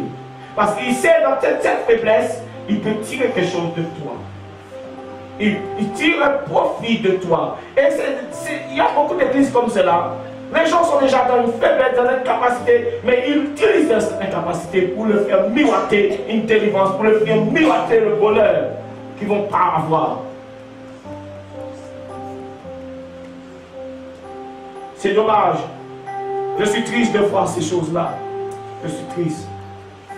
Comment nous pouvons profiter de la souffrance des hommes ou si Dieu nous a établis pour pouvoir aider cette personne à sortir dans cette incapacité, pour pouvoir jouir de cette liberté? Pourquoi nous allons profiter de cette souffrance? Je me rappelle, j'étais un jeune chrétien, j'ai souffert. Et bien le pasteur me demandait des prémices, de l'argent, et il dit pour prier. Mais ce n'est pas des petites sommes. Il m'a donné des prémices, ça veut dire une paye. Après il me disait c'est pas assez. Mais comme je ne connais pas la parole et je souffrais, je ramenais de l'argent pour eux en pensant qu'ils vont m'aider. Moi je croyais. Quand tu souffres, tu es prêt à croire toute chose. Tu vois, c'est un homme de Dieu qui est devant toi. Il te dit ça va changer. Mais Dieu te dit d'amener une offrande. Alors je ramène. Et on me dit c'est pas assez. Alors je vais dans le guichet, il me dit, et en plus il me conduit, il me dit, tu vois, il y a un guichet dans l'angle là-bas, tu peux y aller. J'y vais, je mets la carte. Et quand j'amène un peu, il dit, il n'y a pas assez. Hein. Tu n'as pas gardé un peu dans la poche? Et c'est vrai, j'avais gardé un peu. J'ai dit, oh Seigneur, il sait que j'ai gardé un peu quand même. Et je donnais un peu. Et à partir de là, je n'ai pas voulu Dieu. Parce que je sais que c'était un moment de faiblesse dans la souffrance. Il utilisait cela. J'étais obligé de me fermer dans ma chambre et chercher Dieu dans la parole. Et c'est là que j'ai compris toutes ces choses. Et bien en vérité, beaucoup cette église, derrière, ils sont derrière la parole de Dieu pour faire un profit. Mais ce n'est pas Dieu qui les a envoyés. Parce que si c'est Dieu, tu ne profites pas sur la souffrance de quelqu'un. Jamais. Jésus n'a jamais profité. Jésus a libéré ces personnes qui étaient dans l'incapacité. C'est pour cela que Jésus est venu, de donner la vie à ceux qui n'avaient pas la vie. De donner la capacité à ceux qui n'avaient pas la capacité. De donner la liberté à ceux qui cherchaient la liberté. Mais les autres religions tenaient les gens captifs. C'est pour cela qu'ils ont voulu tuer Jésus. Ils ont voulu tuer Jésus, les pharisiens, les scribes. Ils ont voulu le tuer. Ce n'est pas les Romains. C'est les Juifs, ceux-là qui attendaient le Messie. Ils attendaient un libérateur. Mais ce n'est pas cet libérateur qu'ils voulaient. Alors ils l'ont amené vers Pilate. Celui-là se nomme le roi. Et il veut prendre ta place. Ils l'ont menti sur lui. Sur l'innocent.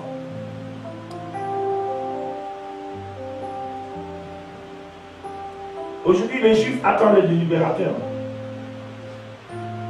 Quand tu les écoutes, ils te disent, nous attendons le libérateur, mais ce n'est pas de leur faute parce que Dieu les a aveuglés pour nous. Pour toutes les nations puissent avoir part à l'olivier. Et la Bible dit, un jour, ils vont commencer à crier à Dieu et ils sauront qu'ils avaient tué le libérateur. Quand tu poses la question à un Juif, est-ce que Jésus c'est le libérateur? On ne sait pas. On ne sait pas, on attend toujours. Mais en vérité, quand ils verront que le libérateur, c'était Jésus, Bible dit dans tout. Ils vont pleurer. La Bible dit ils vont pleurer. Ils attendaient le liberté. Ils vont dire, mais nous avons tué le Fils de Dieu. Nous avons tué, nous l'avons crucifié. Et la Bible dit, ils vont crier à Dieu. Et Dieu va entendre leur souffrance. Et Dieu viendra les sauver. Ces parties-là, l'église sera enlevée, mais à partir de là, leurs yeux vont tomber, les écailles vont tomber. Je suis triste parce qu'en vérité,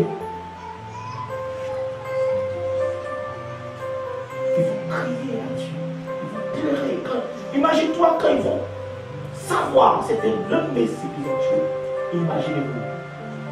Je ne voudrais pas être à leur place. Je ne voudrais pas être à leur place. Quand ils vont savoir c'était le Messie qu'ils attendaient qu'ils ont tué, ils vont pleurer, la Bible dit. Comme beaucoup de nous. Parce que nous ne voulons pas le Messie, parce que Dieu nous a fait grâce avec son peuple. Mais nous ne voulons pas. Mais le jour que tu seras, c'était le Messie aussi. Et tu ne l'as pas accepté comme sauveur, tu pleuras aussi.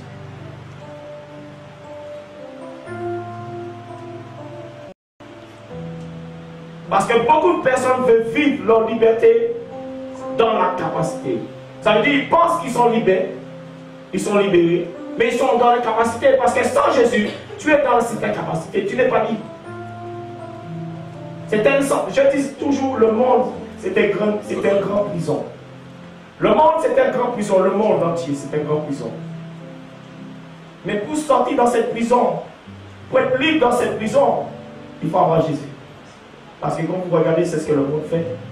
C'était une grande prison parce que la Bible dit que le monde entier, et Jean nous parle, est sur cette puissance.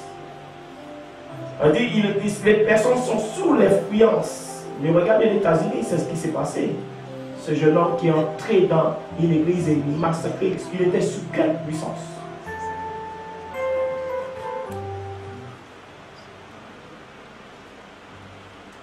C'est pas lui-même, mais quelque chose l'a conduit.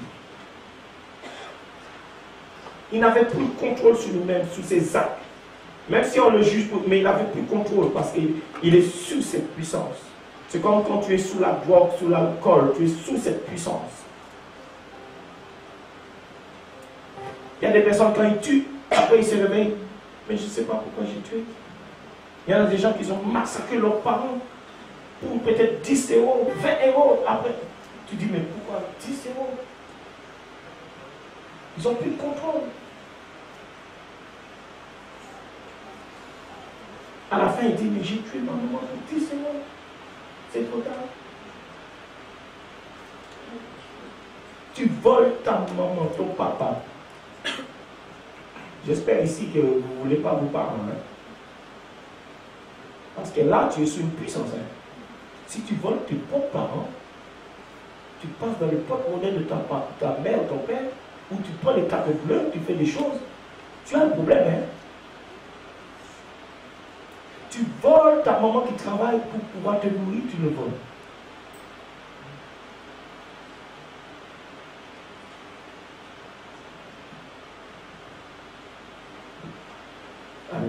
Acte 3, verset 2. Il y avait un homme boiteux de naissance qu'on portait et qu'on plaçait tous les jours à la porte. Tous les jours, ces personnes, tous les jours, mettaient devant la porte de l'église. Écoutez-moi bien. Tous les jours, dans les capacités, et en plus des pharisiens. Ils venaient avec, comme il dit, il faut faire des bonnes œuvres, des aumônes. C'est ça, les gens ils pensent, ben, je fais des œuvres sans Dieu, je fais des œuvres, je suis dans les traditions, je fais des œuvres. C'est comme les riches. Eh ben, pour avoir une bonne conscience, eh ben, on donne un petit peu d'argent, mais on ne veut pas Jésus. Mais la Bible dit, les œuvres sans Dieu, c'est rien. Je peux donner tout mon argent, mais si je n'ai pas Dieu, c'est rien. Alors, ils mettaient devant l'église, comme ils savaient, les pharisiens, il fallait qu'ils fassent le monde pour se sentir, voilà, nous sommes des vrais chrétiens. Tiens, une petite pièce. Alors, ils profitaient de cela, et ils amenaient les gens devant l'église, et quand maintenant ils rentraient, ils leur donnaient une petite pièce. Mais la vie de ces personnes, même ces personnes-là, qui leur donnaient une petite pièce, pour avoir une bonne conscience, mais ils étaient dans les capacités, ils faisaient des œuvres, mais ces œuvres étaient mortes. qu'on portait et qu'on plaçait tous les jours à la porte du temple, Voilà. appelée la Belle. Ça veut dire qu'il y avait des personnes qui le maintenaient dans cette position, qui le portaient, afin qu'il puisse maintenant être dans cette position, maintenant, dans l'incapacité. Vous savez, il y a des personnes qui profitent de ton état. Il y a des personnes qui profitent de ton état. C'est dommage, mais c'est comme cela. Le monde est devenu méchant. Il y a des personnes qui profitent même de ses parents d'un mauvais état. Il y en a des personnes, pendant leurs parents est vieux, ils profitent, ils volent leurs parents. Il y a des enfants qui sont ingrats. Tes parents qui t'ont nourri. Tu vis tes parents dans la maison de leur propre maison qu'ils ont construite pour mettre ta femme. Mais tu as un problème. Comment tu peux jouir de cette liberté dans la maison en faisant ta maman cela? Des fois je dis, mais l'homme, la tête est partie, ta propre mère. J'ai entendu des cas, ils ont envoyé leur maman dans un endroit de retraite pour prendre la maison. Mais vous ne voyez pas que l'homme a un problème. Ta mère, ton père, pourquoi tu ne veux pas prendre soin de lui? Ils ont pris soin de toi. C'est bien pour les maisons de retraite, mais moi je trouve injuste. Nos parents qui nous ont nourris, on les met un côté. C'était comme un déchet. On se débarrasse. Mais tu as oublié qu'il t'a donné ta vie, la vie. Tu as oublié qu'ils ont travaillé pour toi. L'amour, l'homme ne connaît plus l'amour.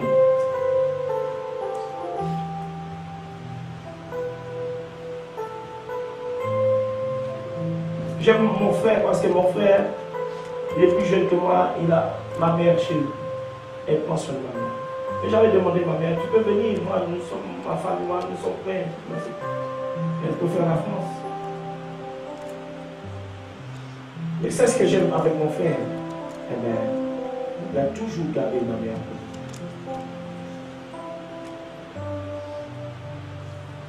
Même si des fois l'école personne c'est insupportable, mais bon, on peut supporter quand même.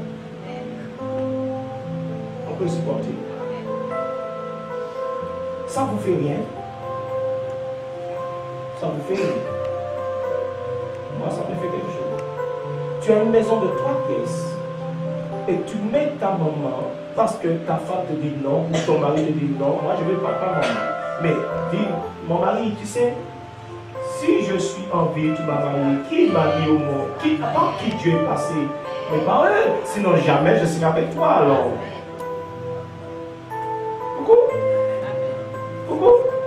Ah non, je ne veux pas voir la tête de ta maman, mais si tu ne veux pas voir, mais tu vois ma tête. Tu vois moi aussi quand même, j'ai parti de ma maman.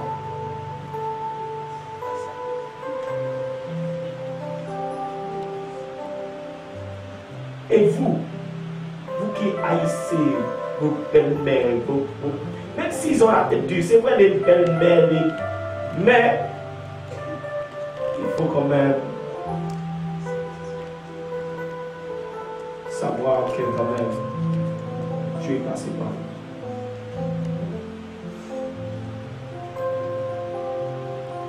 vous. Regarde, je suis dur avec ma belle-mère, mais j'aime bien ma belle-mère.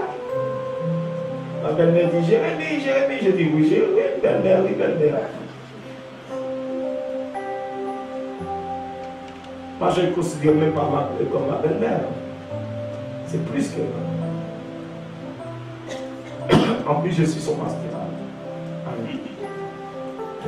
Tu as déjà vu le beau-fils et le pasteur de la belle-mère.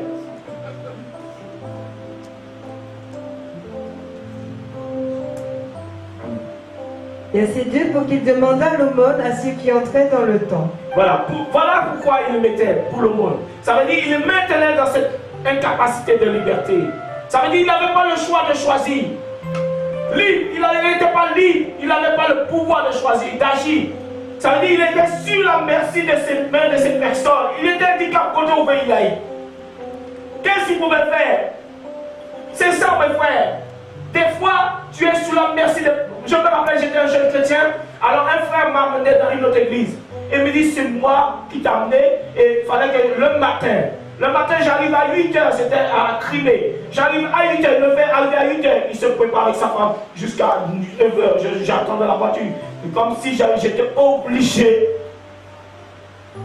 Parce que comme c'est lui qui m'a amené à Christ, soi-disant, j'étais obligé, pas à Christ parce qu'il m'a amené dans une autre église, j'étais obligé de l'attendre. Il prenait tout son temps. Et quand il fallait partir le jour de l'heure de culte, quand il veut partir plus tôt, je dois le suivre. Mais un jour, le pasteur va me voir. Et le pasteur va me dire, tu sais, je t'ai vu Jérémie, mais tu n'es pas obligé, tu n'as pas d'obligation. Ce n'est pas parce qu'il t'a amené ici, mais Dieu peut utiliser qui veut. Je me sentais obligé. Je l'attendais dans la voiture, je faisais tout. Et il profitait de cela.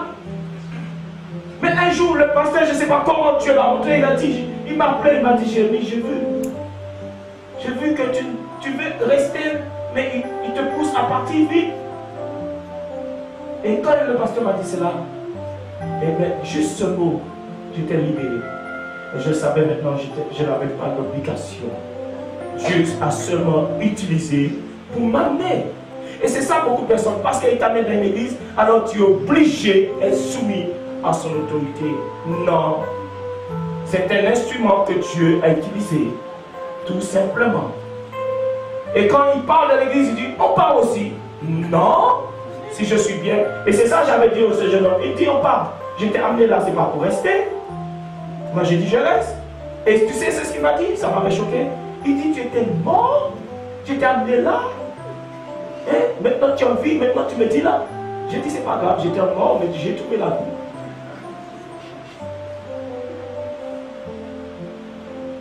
Ce n'est pas parce que quelqu'un t'a amené dans un lieu que tu te sens bien qu'il est obligé, tu lui dois quelque chose.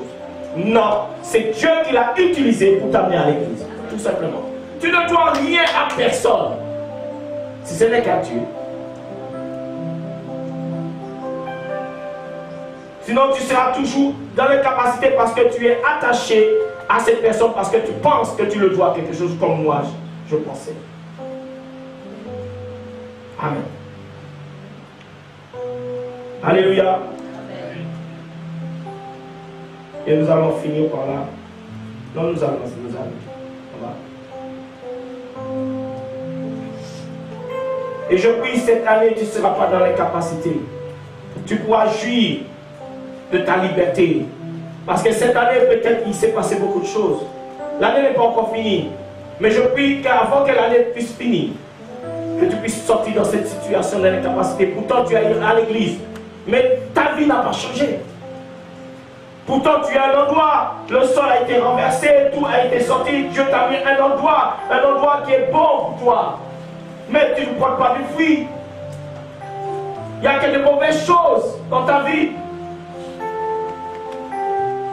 Ce n'est pas ça que Dieu attend de toi. Car ce n'est pas ça que Dieu attend de toi. On va se lever. Alors on va prier pour que Dieu puisse nous sortir de l'incapacité et que nous puissions jouir comme Jésus a arrêté ce cercueil. Arrêter ces personnes qui maintenaient maintenant ce jeune homme dans cette position, qui maintenaient toute une famille.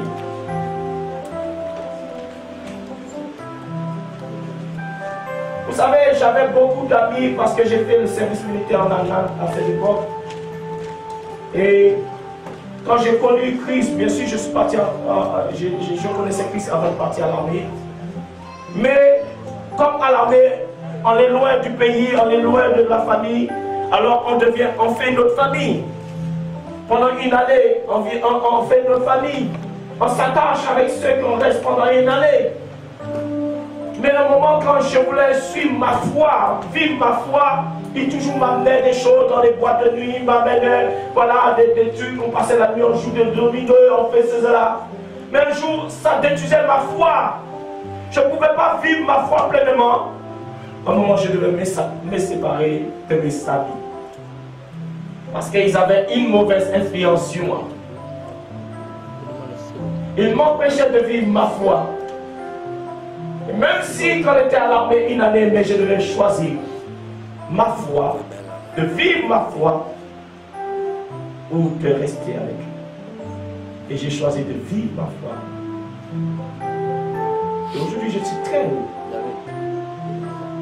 Ça m'a fait du mal. Mais toujours m'appeler, viens, on va faire des jeux, viens, on va manger, viens, on va en boîte de nuit, viens, on va faire cela. Et pourtant, j'étais chrétienne. Mais je ne vivais pas pleinement ma liberté parce qu'il y avait une influence sur ma vie. Pourquoi? Parce que je suis resté longtemps avec eux. Une année en train de vivre avec eux. Ce n'est pas rien quand tu es loin. Tu es en Allemagne, tu es loin. Ça veut dire que tu t'es attaché à eux. Mais tu vois, tu n'avances pas parce que tu ne peux pas prendre des décisions pour ton avenir. Tu ne peux pas marcher avec Christ pleinement. Jouir de ce bonheur qu'il a attendu pour toi. De cette promesse qu'il t'a fait pour toi. Et il attend que tu fasses un choix difficile. C'est un choix difficile. Abraham avait un choix difficile. C'est quitter sa patrie, la maison de son père, où il y avait la sorcellerie, les téraphins, où il faisait des pratiques occultes, le soleil, sur toutes ces choses-là. Et Jésus a dit, Dieu l'a dit, un jour, Abraham quitte cet endroit. Imaginez-vous, c'était la première fois qu'un homme entend la voix de Dieu. Souvent ses parents disent, mais tu es fou. Mais ses parents, ils faisaient des choses occultes. Souvent Abraham a dit, j'ai entendu la voix de Dieu, Dieu m'a dit de partir.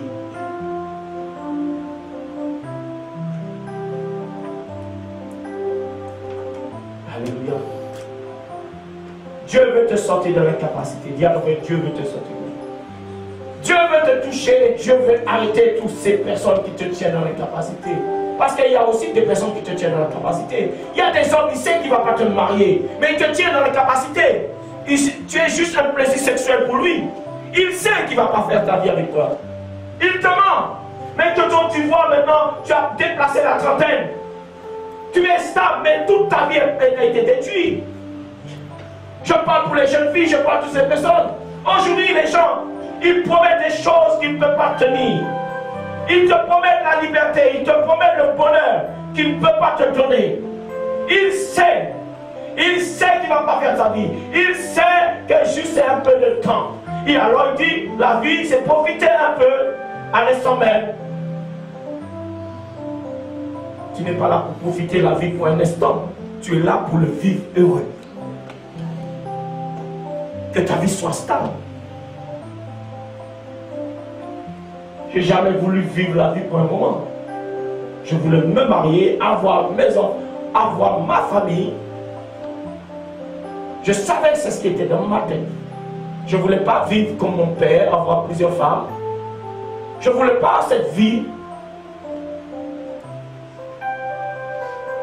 Je voulais ma famille.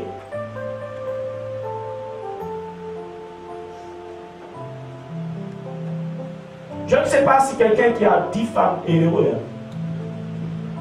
Moi, je ne pense pas. Je ne sais pas si tu as concubine et puis tu penses que tu es heureux. Je suis sûr que toutes les concubines, à part d'Esther, on voulait la place d'Esther. Esther, elle est devenue reine. Elle n'a pas voulu devenir concubine.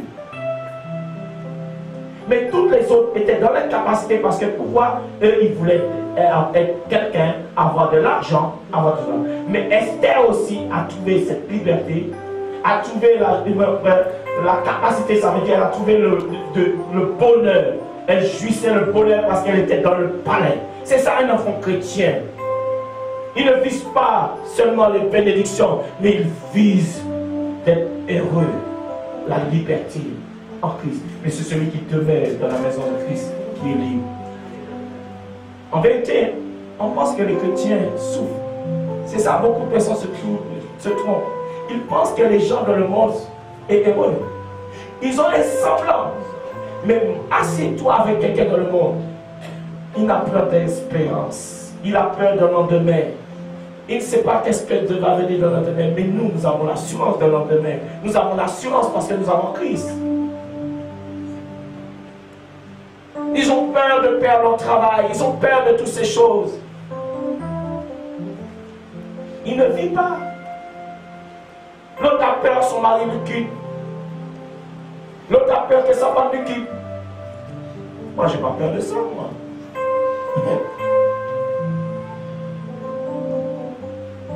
Je n'ai pas peur de ça. vous êtes dans l'incapacité de choisir, l'incapacité, mon frère, d'agir, l'incapacité. Vous n'avez pas le pouvoir de choisir, de décider. C'est ça dans l'incapacité de vivre. Et pourtant, vous êtes en Christ.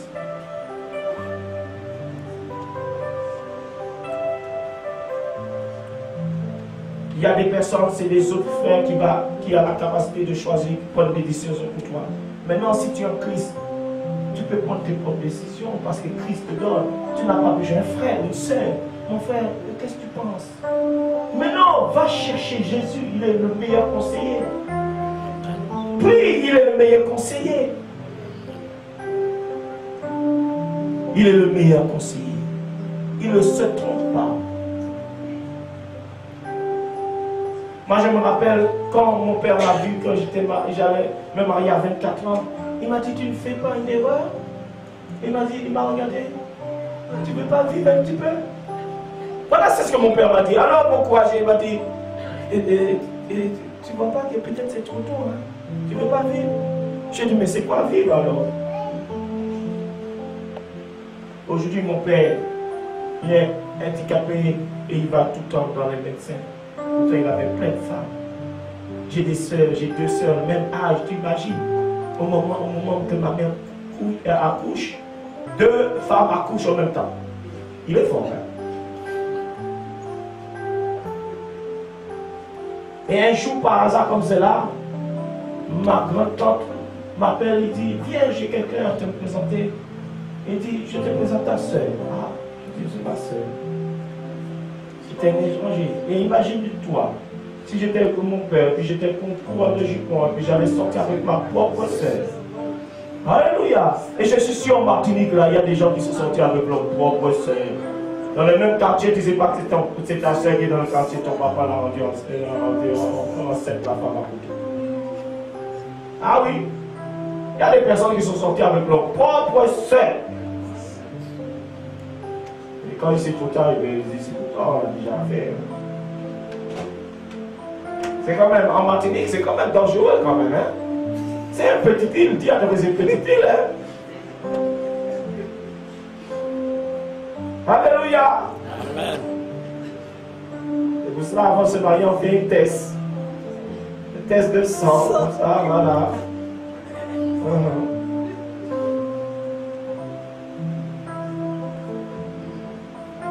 Et toi, tu as déjà fait, alors tu n'as pas besoin de test. Ton sang est déjà mélangé. C'est trop tard, il y a que c'est trop tard. Tu as déjà fait. Tu n'as pas besoin de faire un test, c'est trop tard, il y a que c'est trop tard.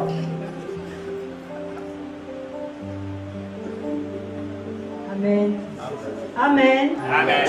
Amen. Alors nous allons supplier Dieu, nous allons demander à Dieu, nous allons lui dire que nous voulons faire une rencontre avec lui, une nouvelle rencontre afin que nous ne soyons plus dans la limitation, que nous ne soyons plus dans l'incapacité. Nous avons besoin de son attouchement aujourd'hui même. Demandons-lui. Prions. Seigneur Dieu Tout-Puissant, nous avons entendu ta parole et nous reconnaissons que nous sommes dans l'incapacité.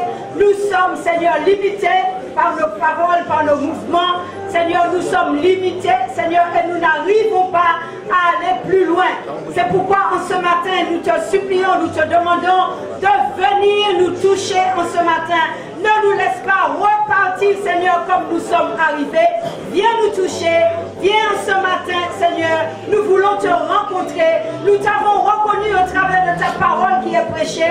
Nous avons reconnu que tu veux notre bien. Nous avons reconnu que tu veux nous libérer. Nous te demandons en ce matin, Seigneur Jésus, viens nous toucher. Viens toucher notre âme. Viens toucher nos pensées. Viens toucher nos cœurs. Viens toucher notre esprit en ce matin, afin que nous soyons totalement libérés, affranchis. Cette prière très importante. C'est le temps que vous sortez dans cette incapacité. C'est le temps de jouir. Jouir cette liberté, mais la liberté que Christ te donne, ce n'est pas pour faire n'importe quoi. C'est pour lui. Les gens ne vivent pas. Regardez les gens. Vous pensez qu'ils vivent, ils ne vivent pas. Allez dans des familles. Ils ne vivent pas. C'est pour cela que je ne vis pas mon prochain. Je ne vis pas sa vie. Je ne sais pas comment il vit. Je ne vis pas sa voiture. Je ne vis pas sa maison. Je ne vis pas ce qu'il a, parce que peut-être il a tout, mais il ne vit pas. Je ne vis pas le riche. Peut-être il est riche, mais il n'a pas le bonheur, parce que l'argent ne fait pas le bonheur. L'argent ne donne pas la paix. Nous allons confesser. Nous allons dire au Seigneur, nous reconnaissons que nous sommes incapables d'accomplir les bonnes œuvres qu'il a prévues. Nous allons lui dire ce matin de venir nous toucher afin que nous soyons capables d'accomplir toutes les bonnes œuvres qu'il a prévues pour sa gloire au travers de nous. Prions. Seigneur, en ce matin, Seigneur, nous reconnaissons que nous sommes incapables d'accomplir les bonnes œuvres que tu as prévues pour nous, pour ta gloire sur cette terre. Seigneur, nous te demandons de venir nous toucher. Viens nous visiter en ce matin. Viens toucher mon frère, Seigneur. Touche mes soeurs, touche mes frères, touche tous ceux qui sont là en ce matin, Seigneur. Nous voulons accomplir les bonnes œuvres. Nous voulons être capables, Seigneur, d'accomplir les bonnes œuvres pour ta gloire, afin que ton nom soit glorifié au travers de ces bonnes œuvres. Seigneur, touche notre esprit, touche notre âme, touche nos émotions et rends-nous capables, Seigneur, de devenir meilleurs. Rends-nous capables de te chercher. Rends-nous capables, Seigneur, de sortir dans les mauvaises choses, dans les liens où nous sommes. Rends-nous capables, Seigneur, de résister au péché. Rends-nous capables, Seigneur, de mettre la séparation entre le mal et le bien, de mettre la séparation, Seigneur, entre tous ceux qui nous tiennent encore liés par des sentiments, par des émotions. Seigneur, viens à notre secours. Viens au secours de notre incrédulité.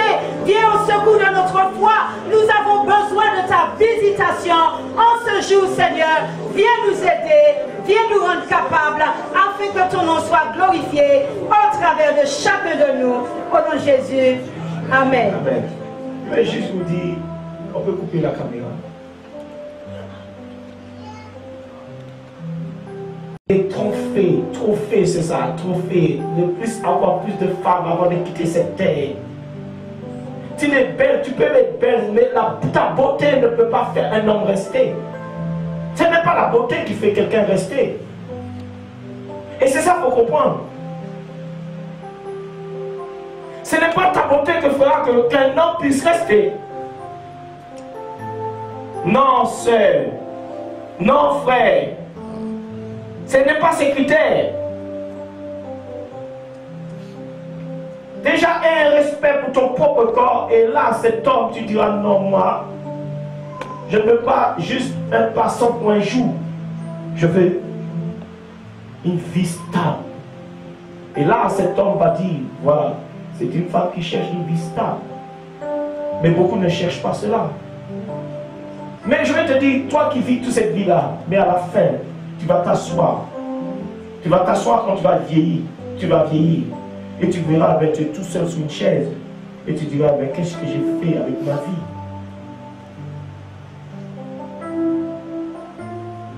C'est pas à 60 ans qu'on va être stable.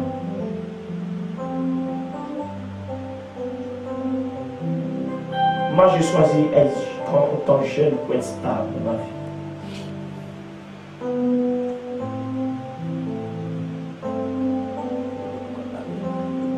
Pendant qu'on les jeunes ont bâti notre vie, et en tout, Dieu nous donne la bonne personne et on bâtit ensemble.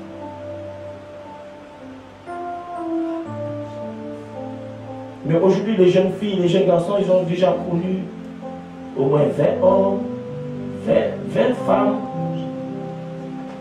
Aujourd'hui, ça va vite. Comment tu pourras être stable plus tard? Après, tu vas pleurer. Parce qu'un jour, il y aura un qui va fondre ton cœur. Il y aura un qui va planter une flèche dans ton cœur. Tu vas être tellement amoureux. Et lui sera pas amoureux.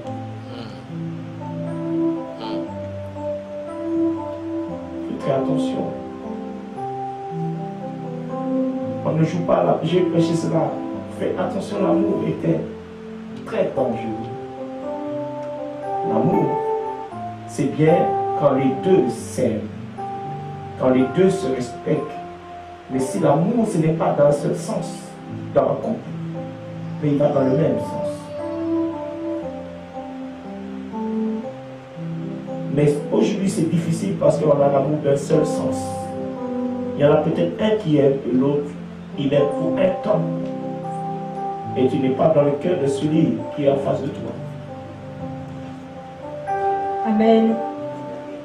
Nous allons confesser aujourd'hui que nous sortons dans l'attachement à un homme, tout attachement moral, sentimental, physique, émotionnel, là où nous sommes maintenus par une parole, par une promesse quelconque encore dans la captivité. Prions. Seigneur Dieu Tout-Puissant, aujourd'hui nous sortons dans tout attachement moral, attachement physique, attachement sentimental, émotionnel, là où encore nous sommes maintenus, Seigneur, là où nous sommes limités par une promesse, par un engagement, Seigneur, qui ne venait pas de toi, et nous sommes retenus par un homme, Seigneur, par une promesse quelconque. Aujourd'hui, en entendant ta parole, Seigneur, nous sortons dans toute forme d'attachement moral, physique, sentimental, émotionnel, au nom de Jésus-Christ. Et nous délions notre cœur, nous délions nos pensées, nous délions notre âme, notre esprit maintenant de tout sentiment mauvais, de toute émotion, de toute charme, de toute séduction, de tout attachement au nom puissant de Jésus-Christ, afin de rentrer vraiment dans cette liberté que Dieu a prévue pour nous. Au nom de Jésus. Amen. Si je vous parle de cela, parce que j'ai encore beaucoup de femmes aujourd'hui, encore une femme que j'ai vue encore qui, à partir de là, elle a été libérée. Une délivrance est très simple. Mais il faut savoir pourquoi tu n'es pas libéré. Pourquoi tu es dans la capacité de jouir. C'est ce que Dieu t'a donné. Le jouir, c'est ce que Dieu t'a tout donné. Je peux être dans le mariage et puis je ne suis pas le bonheur, dans la capacité d'être heureux. Pourtant j'ai une femme, pourtant j'ai un mari, mais je ne suis pas heureux. Mais tu dois te poser la question, pourquoi tu n'es pas heureux? Il y a beaucoup de personnes qui sont mariées, ils ne sont pas heureux. Ils vivent comme cela parce qu'on est obligé. Ah bon, tu vis comme ça parce que tu es obligé? Excuse-moi, il y a des personnes, au lit conjugal, on fait parce qu'on doit faire. Tu ne te paniques pas.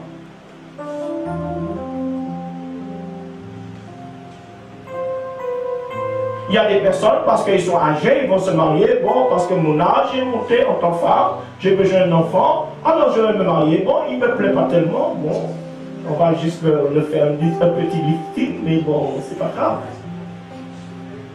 Il y a des femmes comme ça. Bon, il n'est pas tellement beau, mais bon, on va faire avec elle. Et à force, je vais l'aimer. Ah, j'ai déjà entendu cela. Il dit, pasteur, à force, je vais l'aimer. Ah bon, tu choisis un an parce que ton âge commence à monter. Et le globule, je ne sais pas qu'est-ce qui se passe là, comment on appelle cela. Hein? Comment on appelle cela? Non. Les hormones commencent à... Vous avez un problème, hein? Vous avez un problème, vous les femmes, hein? Vous avez un problème. Monopause. Ah, le monopause. Monopause plus. Alors je dois chercher un homme pour monopause parce que pour pouvoir concevoir. Et puis je vais choisir sur le catalogue pour avoir mon enfant. Je veux des enfants bleus, un peu chardin, un peu les cheveux un peu longs, pas les cheveux un peu trop bouclés. J'ai critères, je commande mon enfant, le catalogue. Mais avec tout ça, est-ce que tu es heureux? Il y a donc tu as un problème.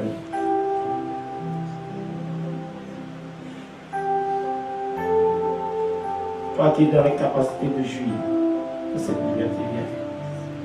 Je vais prier pour toi. Les chants. Nous allons remercier Dieu. L'année va commencer et je prie que tu puisses venir. C'est pour la liberté que Christ nous a libérés. Les chrétiens sont misérables. là, c'est pas quand tu as de l'argent que tu es ici. Non, l'homme n'a rien compris. C'est pas l'argent qui te... Tu peux avoir plein d'argent, tu es misérable. Comme ce riche, il était misérable. Il pensait qu'il était riche, mais il était pauvre. Il n'avait pas la vie. Il n'avait pas Jésus.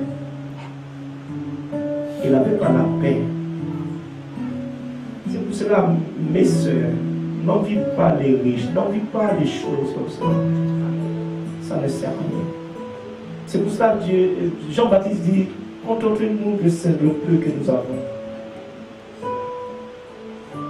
Si tu as Jésus, tu as tout. Tu peux avoir des gens qui ont des grandes maisons et tout. Mais ils souffrent. Salomon, le grand riche, il n'y a pas eu plus riche que Salomon, la Bible dit. Le sage Salomon.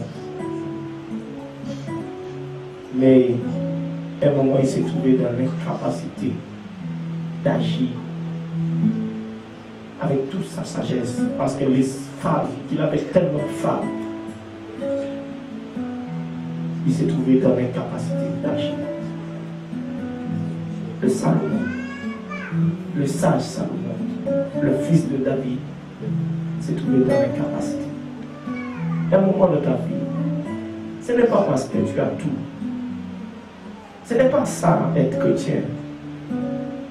Ce n'est pas la prospérité, mais que tu prospères comme l'état de ton âme. Si ton âme est malade, tout ton corps est malade, ça ne sert à rien. La Bible dit, à quoi bon un homme puisse gagner le monde entier et perdre son âme? Je peux tout gagner, je peux être un homme sur cette terre, devant les hommes. Et j'ai perdu mon âme. À quoi bon que j'ai vécu sur cette terre et j'ai perdu la vie éternelle? Parce qu'il y a qu'en Jésus, nous avons la vie éternelle. Parce qu'il y a une vie éternelle. Nous sommes, tout homme est de passage sur cette terre. Mais un jour, chaque homme choisit sa destinée, où il va vivre pour l'éternité. Et pour pouvoir vivre, maintenant le choix de chaque homme l'amènera. Soit à côté de Christ, soit à l'autre côté. Mais Jésus dit, c'est celui qui fait ma volonté sur cette terre.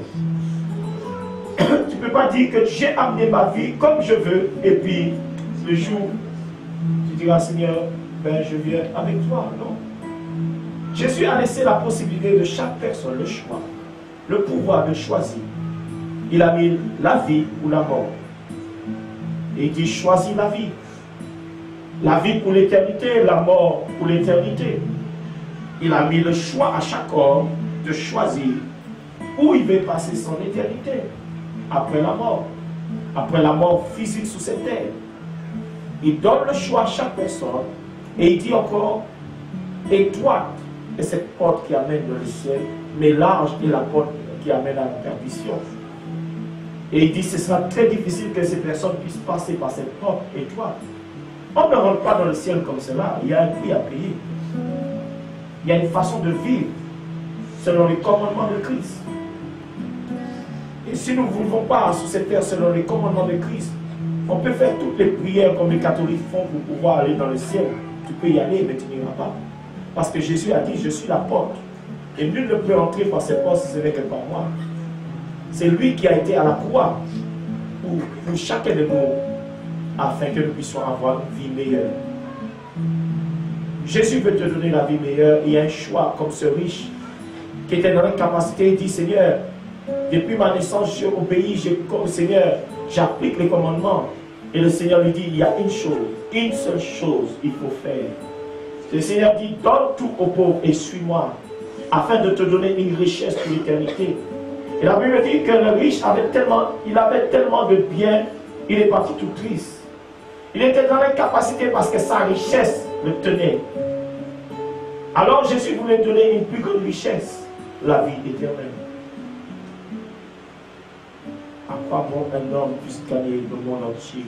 À quoi bon que tu as plein d'argent à la banque, mais tu mourras et l'argent restera à la banque? Tu as déjà vu quelqu'un partir dans le cercueil, on a mis tout l'argent dans le cercueil pour lui. Tu as déjà vu quelqu'un dans le cercueil, il est parti avec la maison? Non, dis-moi. Tu as déjà vu dans le cercueil, on met la voiture? Nu que tu es venu, nu que tu partiras.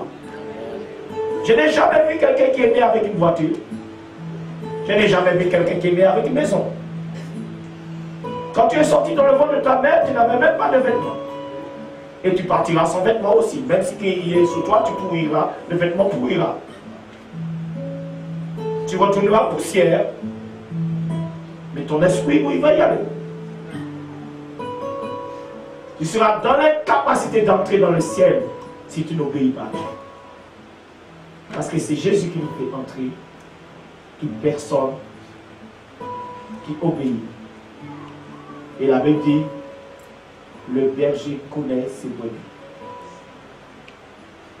Et les brebis connaissent son berger. Et Jésus est notre berger. Jésus est mort pour l'humanité afin de sortir l'humanité dans l'incapacité de guérir des familles, de guérir des foyers, d'ôter la division dans les peuples et d'amener la paix. Mais l'homme reste toujours dans l'incapacité de résoudre et de mettre la paix. Et tant que l'homme ne veut pas Jésus, alors ils seront dans l'incapacité de résoudre. Tant que les présidents ne veulent pas comprendre qu'il faut s'appuyer sur la parole de Dieu pour amener la paix, ils n'amèneront pas la paix. Ils amèneront la division et la guerre. Ce n'est pas en menaçant les autres que vous aurez la paix. C'est l'amour. Amen. Alors, on fera les offrandes. Seigneur puissant, voici les offrandes. Seigneur, tu as dit d'amener dans ta maison avec nous dans des mains. Merci au nom de Jésus. Amen.